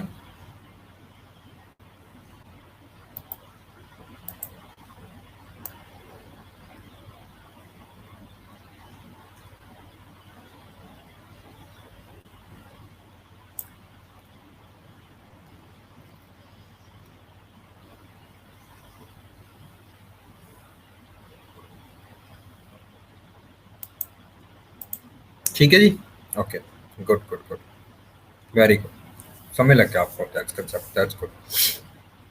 Now let me explain you some definition. ये तो एटम एटम के बारे में हमने इतना सब कुछ पढ़ लिया। Now let us move to what are different, sorry guys, आवाज सुनाई दे रही है बेटा? आवाज सुनाई दे रही है सबको? ठीक है। तो व्हाट इज नाउ, एक और चीज आती है हमारे पास, एलिमेंट। ये एलिमेंट क्या चीज होती है भैया? Let me define element first. कहाँ पे है elements? Compounds, element molecules, okay.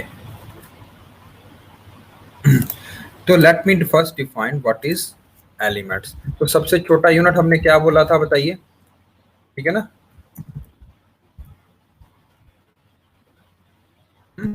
सबसे छोटा यूनिट एटम होता है। अब बहुत सारे एटम्स मिलके क्या बनाते हैं, ठीक है?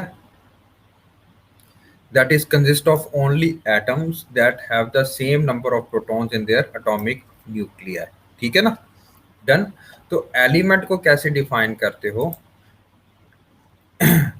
एनी सब्सटेंस, ठीक है ना, जिसको फर्दर तोड़ा नहीं जा सकता है।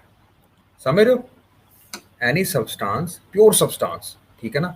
जैसे आप कार्बन को फर्दर तोड़ नहीं सकते हो, ठीक है ना। You cannot break carbon into smaller pieces, but you can break down carbon dioxide into smaller pieces, like carbon and oxygen, two different atoms है ना। ये कार्बन का एटम डिफरेंट है, ये ऑक्सीजन का एटम डिफरेंट है, बट कार्बन एंड ऑक्सीजन क्या है? एलिमेंट्स है। ठीक है, एलिमेंट्स को फर्दर छोटे हिस्सों में कन्वर्ट नहीं किया जा सकता। ये एटम्स, ये सारे एलिमेंट्स जो होते हैं, ये किसके कंपोज होते हैं? ये होते हैं एटम्स के। बहुत सारे एटम्स मिला के कार्बन मतलब एलिमेंट बनता है। एलिमेंट जब कंबाइन होता है दूसरे एलिमेंट के साथ तो कंपाउंड बनता है। Done, okay, you understand this? तो compound is basically between two different, क्या कहते हैं, atoms of different elements. Done. And molecules अब बीच में बचे। मॉलिक्यूल्स जो है वो कंपाउंड का छोटा हिस्सा है। ठीक है ना? Like I have this diagram, you can, that will make you understand. ठीक है, दिख पा रहा है आपको? देखो, अ कंपाउंड इज टू और more elements combined together in a definite proportion. यहाँ पे डेफिनेट प्रपोर्शन लिखना भूल गया मैं। ठीक है, जैसे कि water. Water is both a molecule and A compound. ठीक है जी। कैसे? क्योंकि हमेशा दो हाइड्रोजन एक ऑक्सीजन के साथ ही मिलेंगे। कभी आपको ऐसा नहीं होगा कि भैया hydrogen is like water, is like water का केमिकल फॉर्मूला क्या होगा, ये नहीं होगा वाटर का फॉर्मूला। ऑलवेज वाटर का आप फॉर्मूला यही लिखोगे। उसी तरह जैसे कि आप साल्ट को इस तरह से लिखते हो, NaCl, उसी तरह की, यानी कि एक नाइट्रोजन, एक सॉरी सोडियम एक क्लोरीन के एटम से मिलेगा, डेफिनेट फिक्स्ड प्रोपोर्शन। ठीक है ना? 2:1, 3:1 ऐसे। What is NH3? दो different elements in fixed ratio, this is what? Compound. इसको आप बोलते हो अमोनिया कंपाउंड। गुड, ठीक है। Now what, how it is, जैसे अगर आपने कंपाउंड देखा होगा, तो कंपाउंड आपने देखा, ये let me clear this out, ध्यान से देख पा रहे हो? एटम बहुत छोटा है। एटम छोटा हिस्सा है किसका? एलिमेंट का। ठीक है, बहुत सारे एटम्स सेम एलिमेंट के मिलके क्या बनाते हैं, एलिमेंट्स बनाते हैं। ठीक है, हो सकता है। ठीक है, मॉलिक्यूल्स दो प्रकार के हो सकते हैं, एटॉमिक मॉलिक्यूल्स, ठीक है, dry atomic, diatomic, triatomic, ये हम पढ़ेंगे क्या आते हैं, और कंपाउंड्स में भी आते हैं। ठीक है ना, ये दोनों का साथ में जोड़ते हैं। सारे कंपाउंड जो हैं वो मॉलिक्यूल्स हो सकते हैं, बट सारे मॉलिक्यूल्स हैं वो कंपाउंड नहीं होते हैं। इसका मतलब समझिए, बहुत जरूरी बात है। जैसे कि let me give an example. Oxygen को आप जैसे लिखते हो, काफी लिखते हो ना आप ऑक्सीजन को, ठीक है ना, तो किस तरह से लिखते हो ऑक्सीजन को? कभी ऑक्सीजन ऐसे डाला देखा किसी ने? How do you right oxygen? Always you right O2, है ना, ऑक्सीजन। सिमिलरली नाइट्रोजन को आपने किस तरह से डालते देखा है हमेशा? N2। नाइट्रोजन को कभी सिंपल ऐसा लिखते देखा ही नहीं किसी ने आपने, है ना। गुड। तो ये एग्जांपल्स हैं डाई एटॉमिक मॉलिक्यूल्स की। डाई एटॉमिक मॉलिक्यूल्स मतलब क्या है? अब मेरी बात सुनो, इसको ध्यान से समझने की कोशिश करो। अब ऑक्सीजन का है ये, है ना, इसका मतलब आपने मेरे को बताया कि ऑक्सीजन में कितने आएंगे। ये है न्यूट्रॉन, न्यूक्लियस, ये उसका फर्स्ट शेल, ये उसका सेकंड शेल। टोटल बताइए कितने इलेक्ट्रॉन्स थे इसके? 8 इलेक्ट्रॉन्स थे। पहले शेल में कितने इलेक्ट्रॉन्स आएंगे बताइए? के शेल में कितने इलेक्ट्रॉन आ सकते हैं? 2। वेरी गुड, तो यहाँ पे भर दिया मैंने 2। तो ये कमरा पूरा भर गया कि नहीं? के वाला भर गया ना पूरा? क्या इसमें जगह और है रखने के लिए? नहीं, आ ही नहीं सकते, है ना। उसी तरह एल में देखो, एल में कितना कमरे हैं, कितनी स्पेस है? 8। अब इलेक्ट्रॉन कितने बचे हैं? 2 निकल गए, 6। लग गई समझ? तो ये 6 बनाएगा। ये कल्ले ऑक्सीजन का मामला है, देखो कल्ले ऑक्सीजन का 2 2 4 2 6 ज्यादा बन गए, 6 हैं ये, ठीक है ना, 6 इलेक्ट्रॉन। अब ये अनस्टेबल है क्योंकि इसके पास बहुत ज्यादा चाहिए। एक कहता है कि भैया मेरे को स्टेबल होने के लिए 2 रास्ते हैं। क्या रास्ते हैं वो? या तो मैं 6 के 6 अपने इलेक्ट्रॉन जो कि एल ऑप्शन में है, एल ऑर्बिटल्स में है, ये त्याग दूं, दानवीकरण बन जाऊं और 6 के 6 त्याग दूं, ठीक है ना। फिर मेरे ऊपर कौन सा चार्ज आ जाएगा? जब कोई इलेक्ट्रॉन त्याग देता है तो वो पॉजिटिव बन जाता है। हम्म, समझ गो, अंदर से नेगेटिविटी निकाल दी तो अंदर क्या बचा? पॉजिटिविटी। समझ रहे मेरी बात? ठीक है ना। तो कहता है ये काम 6 के 6 कैसे निकाल दूं यार, बड़े महंगे इलेक्ट्रॉन्स हैं, मैं 6 इतना भी दानवीर नहीं हूं। तो इससे कहता है दूसरा ऑप्शन क्या है आपके पास? या आप 2 गेन कर लो, 2 इलेक्ट्रॉन्स गेन कर लो। अगर आप 2 इलेक्ट्रॉन्स गेन कर लेते हो, ठीक है ना, तो क्या होगा कि भैया आपके 8 पूरे हो जाएंगे, ठीक है, आप स्टेबल हो जाओगे। फिर एक और पंगा है।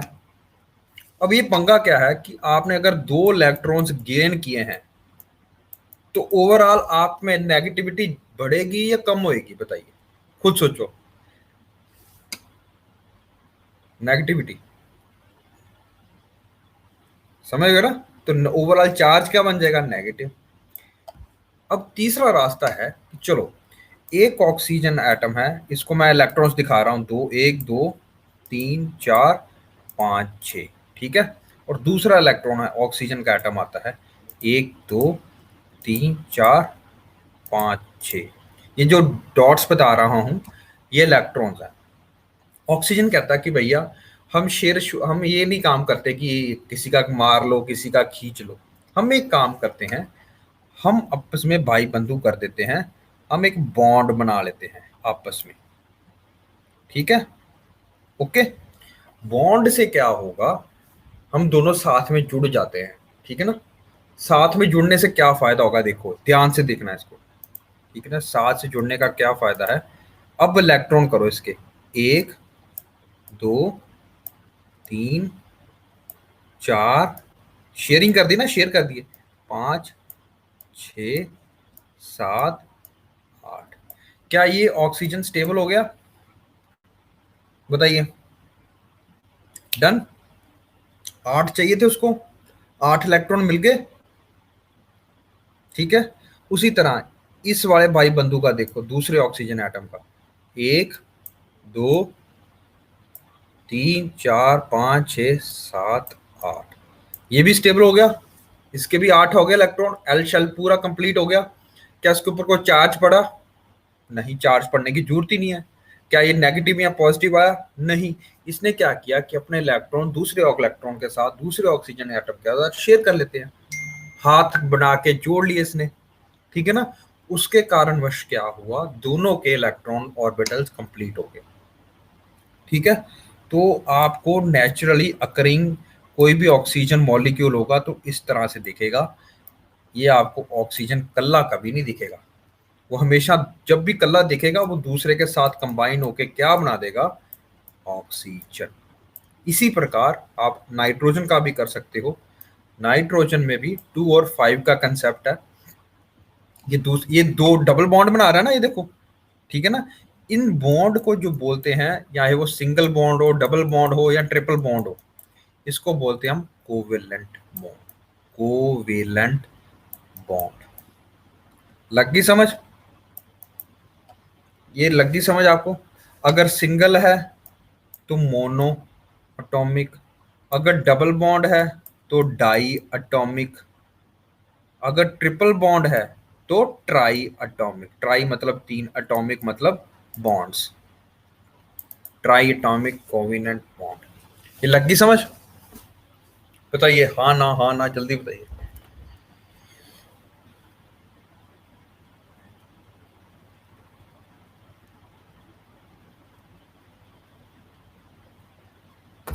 लगी है? सभी बच्चों को लगी है कि महक आपको लगी है? Very good name. It's very good names, Mahakdeep Kaur. Okay. Done. Absolutely done. Okay, तो you know the difference between now atom, molecule, molecules and compounds. तो बहुत सारे molecules मिलके क्या बनाएंगे, compound। डन। तो compound बड़ा टर्म है। ठीक है, ये देखिए। A molecule is formed when two or more atoms join together chemically. Okay, two or more atoms of same element can also be there, of different elements can also be there। ठीक है ना। A compound is a molecule that contains at least two different element, हमेशा two different elements, यानी कि NH3, यानी कि CO2, यानी कि ये वाले चीजें। ठीक है ना। They will always be known as compounds. टन टन टन। नाउ अनदर इम्पॉर्टेंट कंसेप्ट जो हम कल यूज करने वाले हैं, नेक्स्ट क्लास में। सॉरी, समय लग गया ना। आपकी क्लास कब हुआ करेगी? आप खुद टाइम पे आ जा करना। आपको मैं लिंक भेज दिया करूंगा आधे 1 घंटे पहले। ठीक है ना। Okay. Now before we move further, let me discuss one important concept also. ठीक है। साइंटिस्ट ने क्या कहा, और ये चीज हम यूज करते हैं, एक कंसेप्ट लेके आए, वो उनका नाम था आइसोटोप्स। जहां पे वर्ड आइसो आ गया, इसका मतलब होता है सेम। ठीक है ना। आइसो, आइसोटोप, आइसो बार। ठीक है ना। आइसो बार, बार का मतलब होता है प्रेशर। ठीक है ना। आइसो मतलब सेम प्रेशर। ठीक है। आइसोटोप का मतलब होता है सेम एटॉमिक नंबर। ठीक है ना। उन्होंने क्या देखा, आपने देखा होगा, जैसे अभी आपने देखा होगा, व्हाट इज द फॉर्मूला। और एक ऑक्सीजन ऐसे भी होता है, एक ऑक्सीजन ऐसे भी होता है, O2। और एक ये भी चीज आपने सुनी होगी, सुना कि नहीं है? ये किसका फॉर्मूला है बताइए, कोई बता, बच्चा जानता हो इसका नाम? जानता है कोई इसका नाम? What is O3 known as? बहुत इंपॉर्टेंट गैस है, हमारे स्ट्रेटोस्फीयर में होती है। नाम भी सुना होगा इसका, monoxide. Very good Manish, very good Rumani. This is known as ozone. ठीक है ना। ये है ऑक्सीजन पर ट्राई एटॉमिक है। ठीक है। ये सबसे ज्यादा अकरिंग है, नेचुरल अकरिंग है। पर अगर आप बोलो कि हमारे मतलब पूरे पूरे वातावरण में सिर्फ ऑक्सीजन ही है, ये गलत है। हमारे वातावरण में ओजोन भी है, हमारे वातावरण में ऑक्सीजन कल्ले भी रहती है, बहुत कम टाइम पे रहती होगी, बहुत कम शोर पे रहती होगी, तो लेकिन है यहाँ पे भी ऑक्सीजन कल्ले भी होती है। ओके, अभी तीन पर मेजोरिटेरली हमारे लिए ऑक्सीजन O2 ही है, ठीक है ना। अभी इन चीजों को कौन एक्सप्लेन करता है भैया? अगर आप सोचो O2 है ना, खुद सोचो यहाँ पे क्या है, O8 16। इसी तरह मतलब अगर एक और example, let me give you another example. इसी प्रकार हाइड्रोजन ऐसा भी आता है, हाइड्रोजन एक ऐसा भी आता है जिसको ड्यूटेरियम बोलते हैं, एक ऐसा भी आता है, ठीक है। ये तीनों सेम है, ये तीनों होते हैं, अब ध्यान दीजिए, ये है आइसोटोप्स। क्या है? Isotopes. They have the same atomic number but different atomic mass numbers. Great, you understand this? लगा बच्चों समझ? बताओ, फिर से बताओ नहीं तो, ठीक है। Same atomic number, different atomic mass number, ठीक है। ये है प्रोटॉन, जिसका आप हाइड्रोजन का भी नाम लेते हो ना। नेक्स्ट वन इज ड्यूटीरियम, ठीक है। थर्ड वन इज ट्रीटियम, ठीक है। इसमें 3 एटॉमिक मास नंबर है। उसी प्रकार और एग्जांपल भी देखो, C612, C613, C614, ठीक है। नेचुरली अकरिंग कौन सा है इसमें? ये वाला। 99% आपके एटमॉस्फेयर में कार्बन किस रूप में होगा? इस रूप में। लेकिन पॉइंट वाइज ये भी हो गए, थोड़े थोड़े से ये भी हैं। Done done done. अब मेरे को बताओ इसका N, इसका E, इसका P, बताइए क्या है?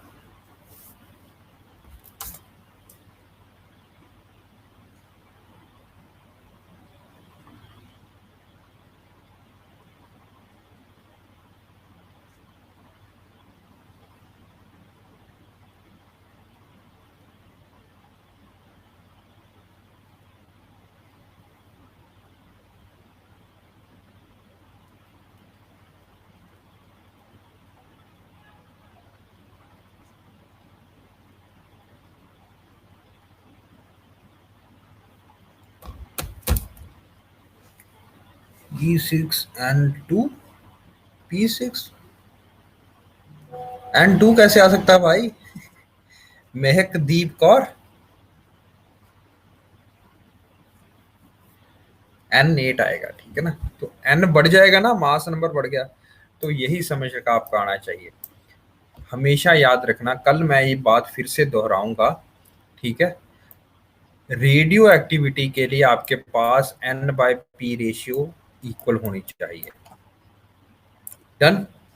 N/P रेशियो आपकी अगर 1 है तो कभी भी वो एलिमेंट क्या होगा? रेडियो एक्टिव नहीं होगा। ये हम कल फॉर्मूला फिर से दोहराएंगे, ठीक है ना, रेडियो एक्टिविटी वाला, हमेशा याद रखना। अब ध्यान दो, इधर ध्यान दो, इधर C612 में N कितना है? 6, P कितना है? 6, रेशियो कितनी है? 1। N डिवाइडेड बाय P करोगे तो रेशियो कितनी आएगी? 1। आंसर क्या आएगा? 1। जब ये वैल्यू 1 या 1 से ज्यादा बढ़ेगी, हमारे पास रेडियो एक्टिविटी आएगी। डन। ये रेडियो एक्टिविटी क्या होती है ये हम कल पढ़ेंगे, समझ लो। तो आइसोटोप्स का हम कहाँ यूज करते हैं, ये आपने सुना होगा, कार्बन रिंग्स के बारे में सुना कभी? या कार्बन डेटिंग के बारे में सुना? कार्बन डेटिंग, सपोज हमें कोई बहुत पुराना, मतलब 1000-2000 साल पुराना कोई ऑब्जेक्ट मिला है, कोई कोई कोई लकड़ी का टुकड़ा मिला है, कोई ring, not benzene ring, Avneet, carbon rings are different thing, okay. वो इन डिफरेंट कॉन्टेक्स्ट में होती है, ठीक है। कार्बन डेटिंग के बारे में बोल रहा हूँ मैं, carbon rings are different concept, okay. Carbon dating और कार्बन रिंग्स बेसिकली हम क्या करते हैं, जैसे अगर मेरे पास कोई कप मिला है, कोई मतलब 1000 साल पुराना कप मिला मेरे को, या कोई ऐसी आर्कियोलॉजिकल फाइंड हुई है, हमें कैसे पता कि वो 1000 साल पुरानी है, या 100 साल पुरानी है, या 50 साल पुरानी है? ये हमें पता चलता है, हम उसको बोलते हैं कार्बन डेटिंग, ठीक है।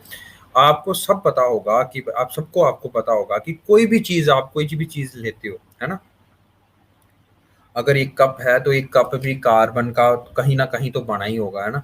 अगर आप कोई भी, अगर ये दरख्त मैं देख रहा हूँ, सपोज एक दरख्त मैं देखना चाहता हूँ कि ये सपोज 1000 साल, मैंने सुना है कि ये दरख्त 1000 साल पुराना है ना, 1000 साल पुराना है। पर ये 1000 साल पुराना दरख्त, ये हमें कैसे पता?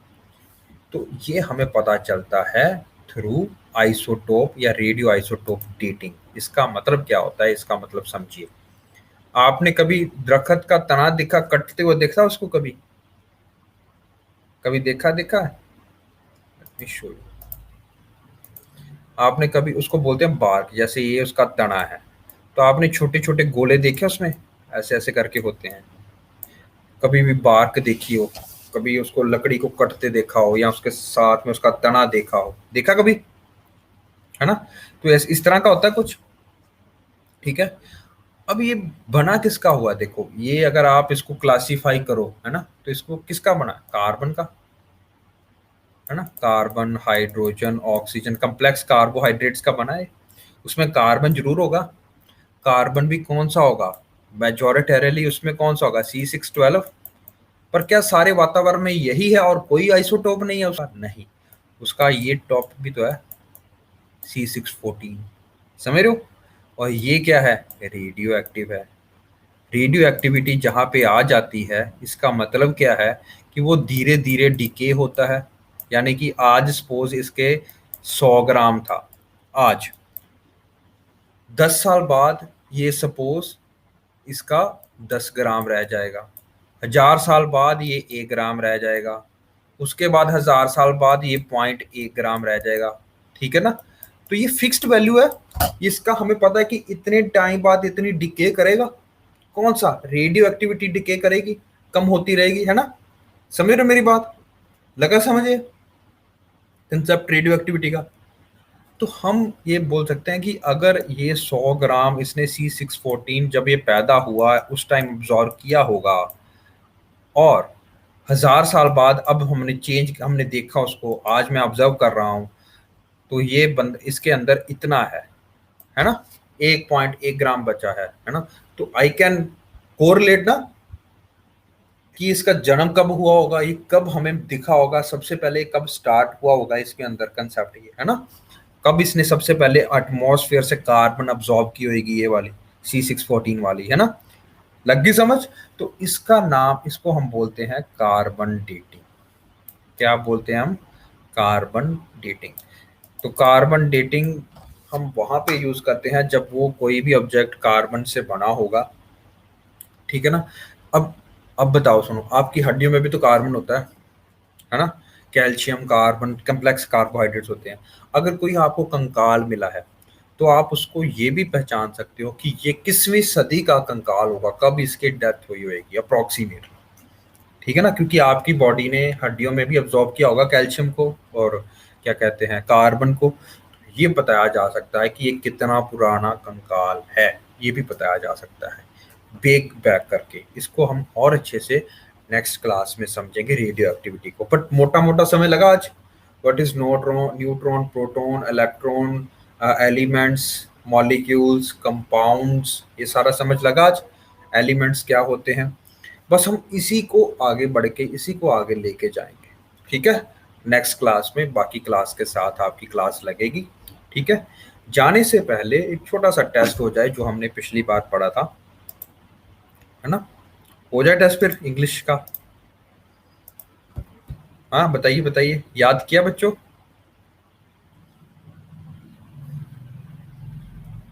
किया कि नहीं किया? कोई बात नहीं, मेरा मेथड तो है ही ऐसा कि आपको याद करने की जरूरत ही नहीं है।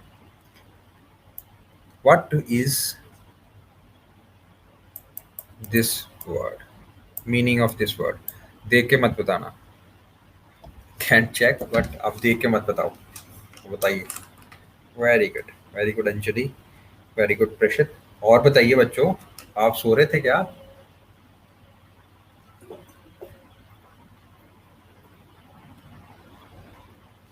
What was alone? Very good. Isolation, very good, बहुत बढ़िया प्रियंका, बहुत बढ़िया Aman, Mahak, great guys. What is the word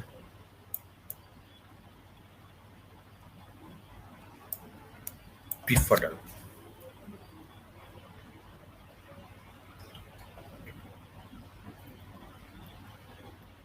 जी जी जी, confuse, very good, confuse, maze, labyrinth, very good, great guys, great. What is the word for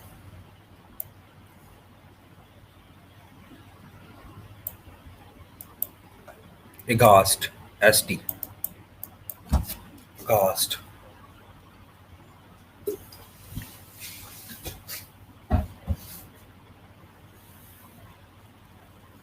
Hmm. Filled with horror, fear, shocking, very good. You're trying to stimulate your brain, that's great.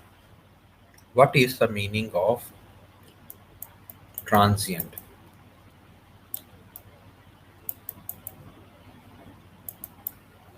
बताइए।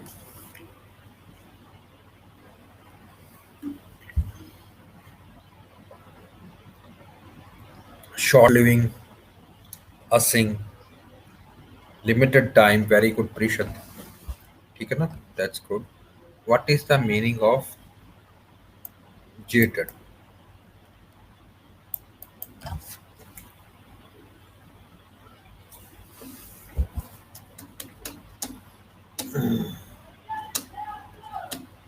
और कोई word पढ़ा था हमने jaded के लिए? I think दो दिन पढ़े थे हमने, है ना? और इसके अलावा जल्दी बताइए। थक के हार चढ़ा, very great Amanpreet, enervate. और भी पढ़ा था कोई? और भी पढ़ा था कोई इनर वेट के अलावा? That's great. Hmm, agog.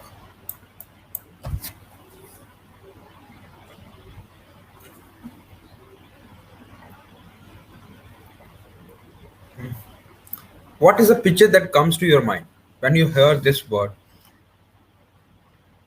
क्या आपकी ब्रेन इसको अ डॉग विद गॉगल में कन्वर्ट कर पा रही है? That's great. That's so great, guys. Hmm, what was? Yeah, puerile.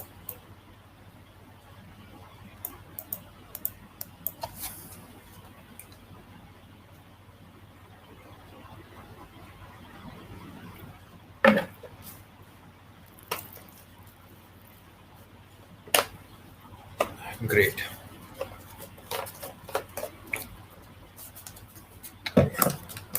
Good. That's great. What was erudite?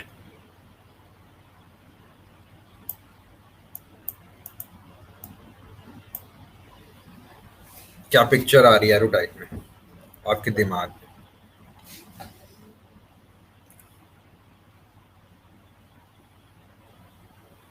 Clever.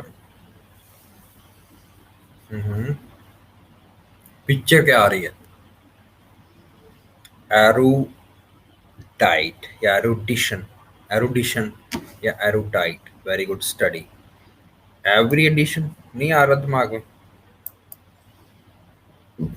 वो एक बंदा था, पढ़ा था, जिसके पीछे किताबें कितनी पढ़ी थी। Expert, very good, knowledgeable, expert, pedantic, scholarly, knowledgeable, बहुत सारे हैं इसमें। एक्सपर्ट भी बोल सकते हो आप इसमें, ठीक है।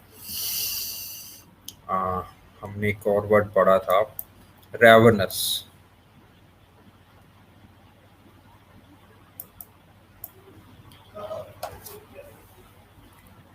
Very good Priyanka. Hungry, extreme hunger,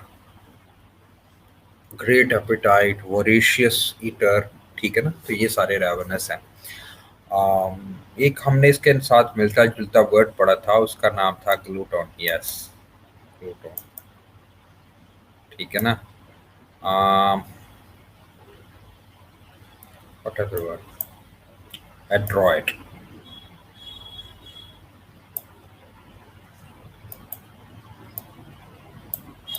इसका बताइए, एड्रॉइड का.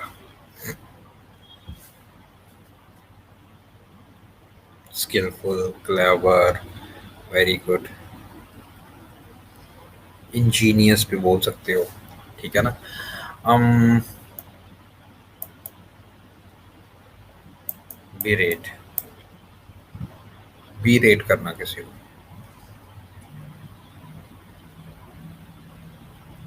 Scold. What is the other word for scolding जो हमने रिमेम्बर किया था? जल्दी बताइए. Angry, very good. Schooled, punish. एक और वर्ड किया था हमने, शायद बी से ही था वो. बताइए.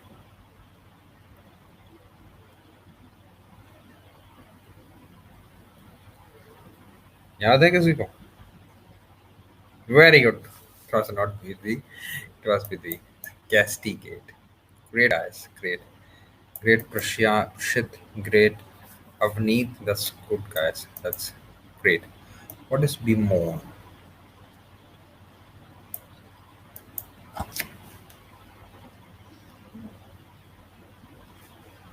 Great नहीं है, gate है. Mac gate, castigate. Okay, that's good. What about bemoan? Grief. Very good. Sad, depression, sad. Okay. What is uh, banausic? Banausic, banausic. Great guys. Great Romani. Great Anjali. That's so good. बिना music के life क्या है? Boring है, mundane है, common है, banal है. Mundane, नॉट मैंडेन, Aman, mundane. Very good. So guys, this is the beauty of this method. ठीक है ना. मैं आज, मेरे को याद कराना शाम तक एक बार. I will give you some words. ठीक है ना, और वर्ड्स दूंगा आपको याद करने के लिए. ठीक है ना. एक वो आंटी सी खड़ी थी ना, छड़ी लेके, स्कोल्ड कर रही थी. उसका क्या वर्ड था, बताइए मेरे को. Anybody remember that word? हाँ, great Priyanka, that was adamant. जो कि अड़ जाए. डीट. उसको आप पंजाबी में बोला था, डीट, एडामेंट. ठीक है ना. तो do you guys want some classes like this और नॉट? कि जहाँ पे आपको ये करवाया जाए, ईडियम्स करवाए जाए, फ्रेजेस करवाए जाए, है ना. Do you like this classes? It has to be unanimous, है ना. Everybody. Good, good, good. Sagar, you also or not?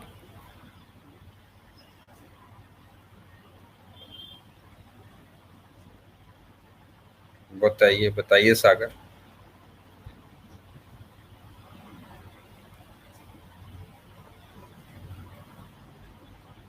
uh, Sagar, I will be covering, again I will tell you, I will be covering two major topics, that is science and tech, and ecology and environment and ecology, that is from the UPSC perspective. Science and tech. Okay. ये मैंने वैसे first class में बताया था आपको. Environment and ecology plus I will be doing is giving you additional classes on Indian physiography, not geography but Indian physiography, क्योंकि ये हमने दो हिस्सों में बांटी है Indian geography. One part is Indian physiography. ठीक है, plus other part is Indian geography. Geography में इसमें क्लाइमेट आ जाएगा, सॉल आ जाएगा, वो आपका सर करवाएंगे Deepanshu sir. I cover only Indian physiography part. Indian physiography में आपका माउंटेन रेंजेस आ जाती हैं, इंडियन के फिजिकल फीचर्स आ जाते हैं, आइलैंड्स आ जाते हैं इंडिया में जितने भी हैं, लेक्स आ जाते हैं, रामसर साइट्स आ जाती हैं, ये सारा कुछ मैं कवर करूंगा। ठीक है, विद मैप विद प्रॉपर चीज़ें, ये 3 चीज़ें हमने करनी है। ठीक है जी, सागर डन। ये मैं करवाऊंगा, plus current affairs I am trying to make notes. I will give you finished notes जितने आपको पढ़ने हैं। We have started from January 1, sorry June 1। ठीक है, जून 1 से मैं आपके नोट्स महीने में डे वाइज नोट्स बनाया करेंगे, ताकि आपको इम्पोर्टेंट नोट न्यूज़ जो है वो सारी दिख जाए, आपको प्रॉपरली पूरा अलग से पढ़ने के लिए जरूरत ना पड़े। Current affair notes I will be preparing. ठीक है, that I will give you, that I will upload on our YouTube, not YouTube, but on our Telegram channel। ठीक है, छून यार अभी जो चल रहा है ये वाली की बात कर रहा हूँ। ठीक है सागर, तो वी विल बी अपलोडिंग, आप ज्वाइन करो। ठीक है, ज्वाइन अवर यूट्यूब चैनल। ठीक है, Ravisher join our Telegram channel mission UPSC.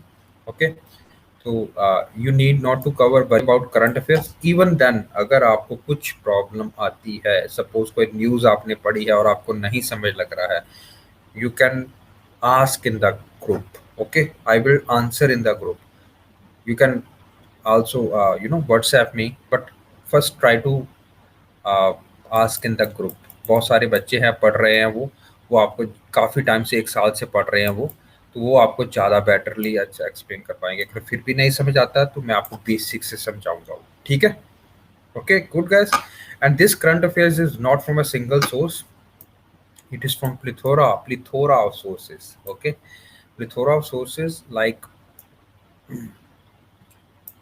PIB, that is Press Information Bureau, Kurukshetra Yojana, Rajya Sabha TV। ठीक है ना, and some the Hindu newspaper, Indian Expresses। तो ये सारा हमने मान के चलना है। ठीक है जी, चलिए guys, okay, so see you in the next class। We will be starting with the nuclear technology first। Okay guys, see you this Thursday। Okay guys, bye bye।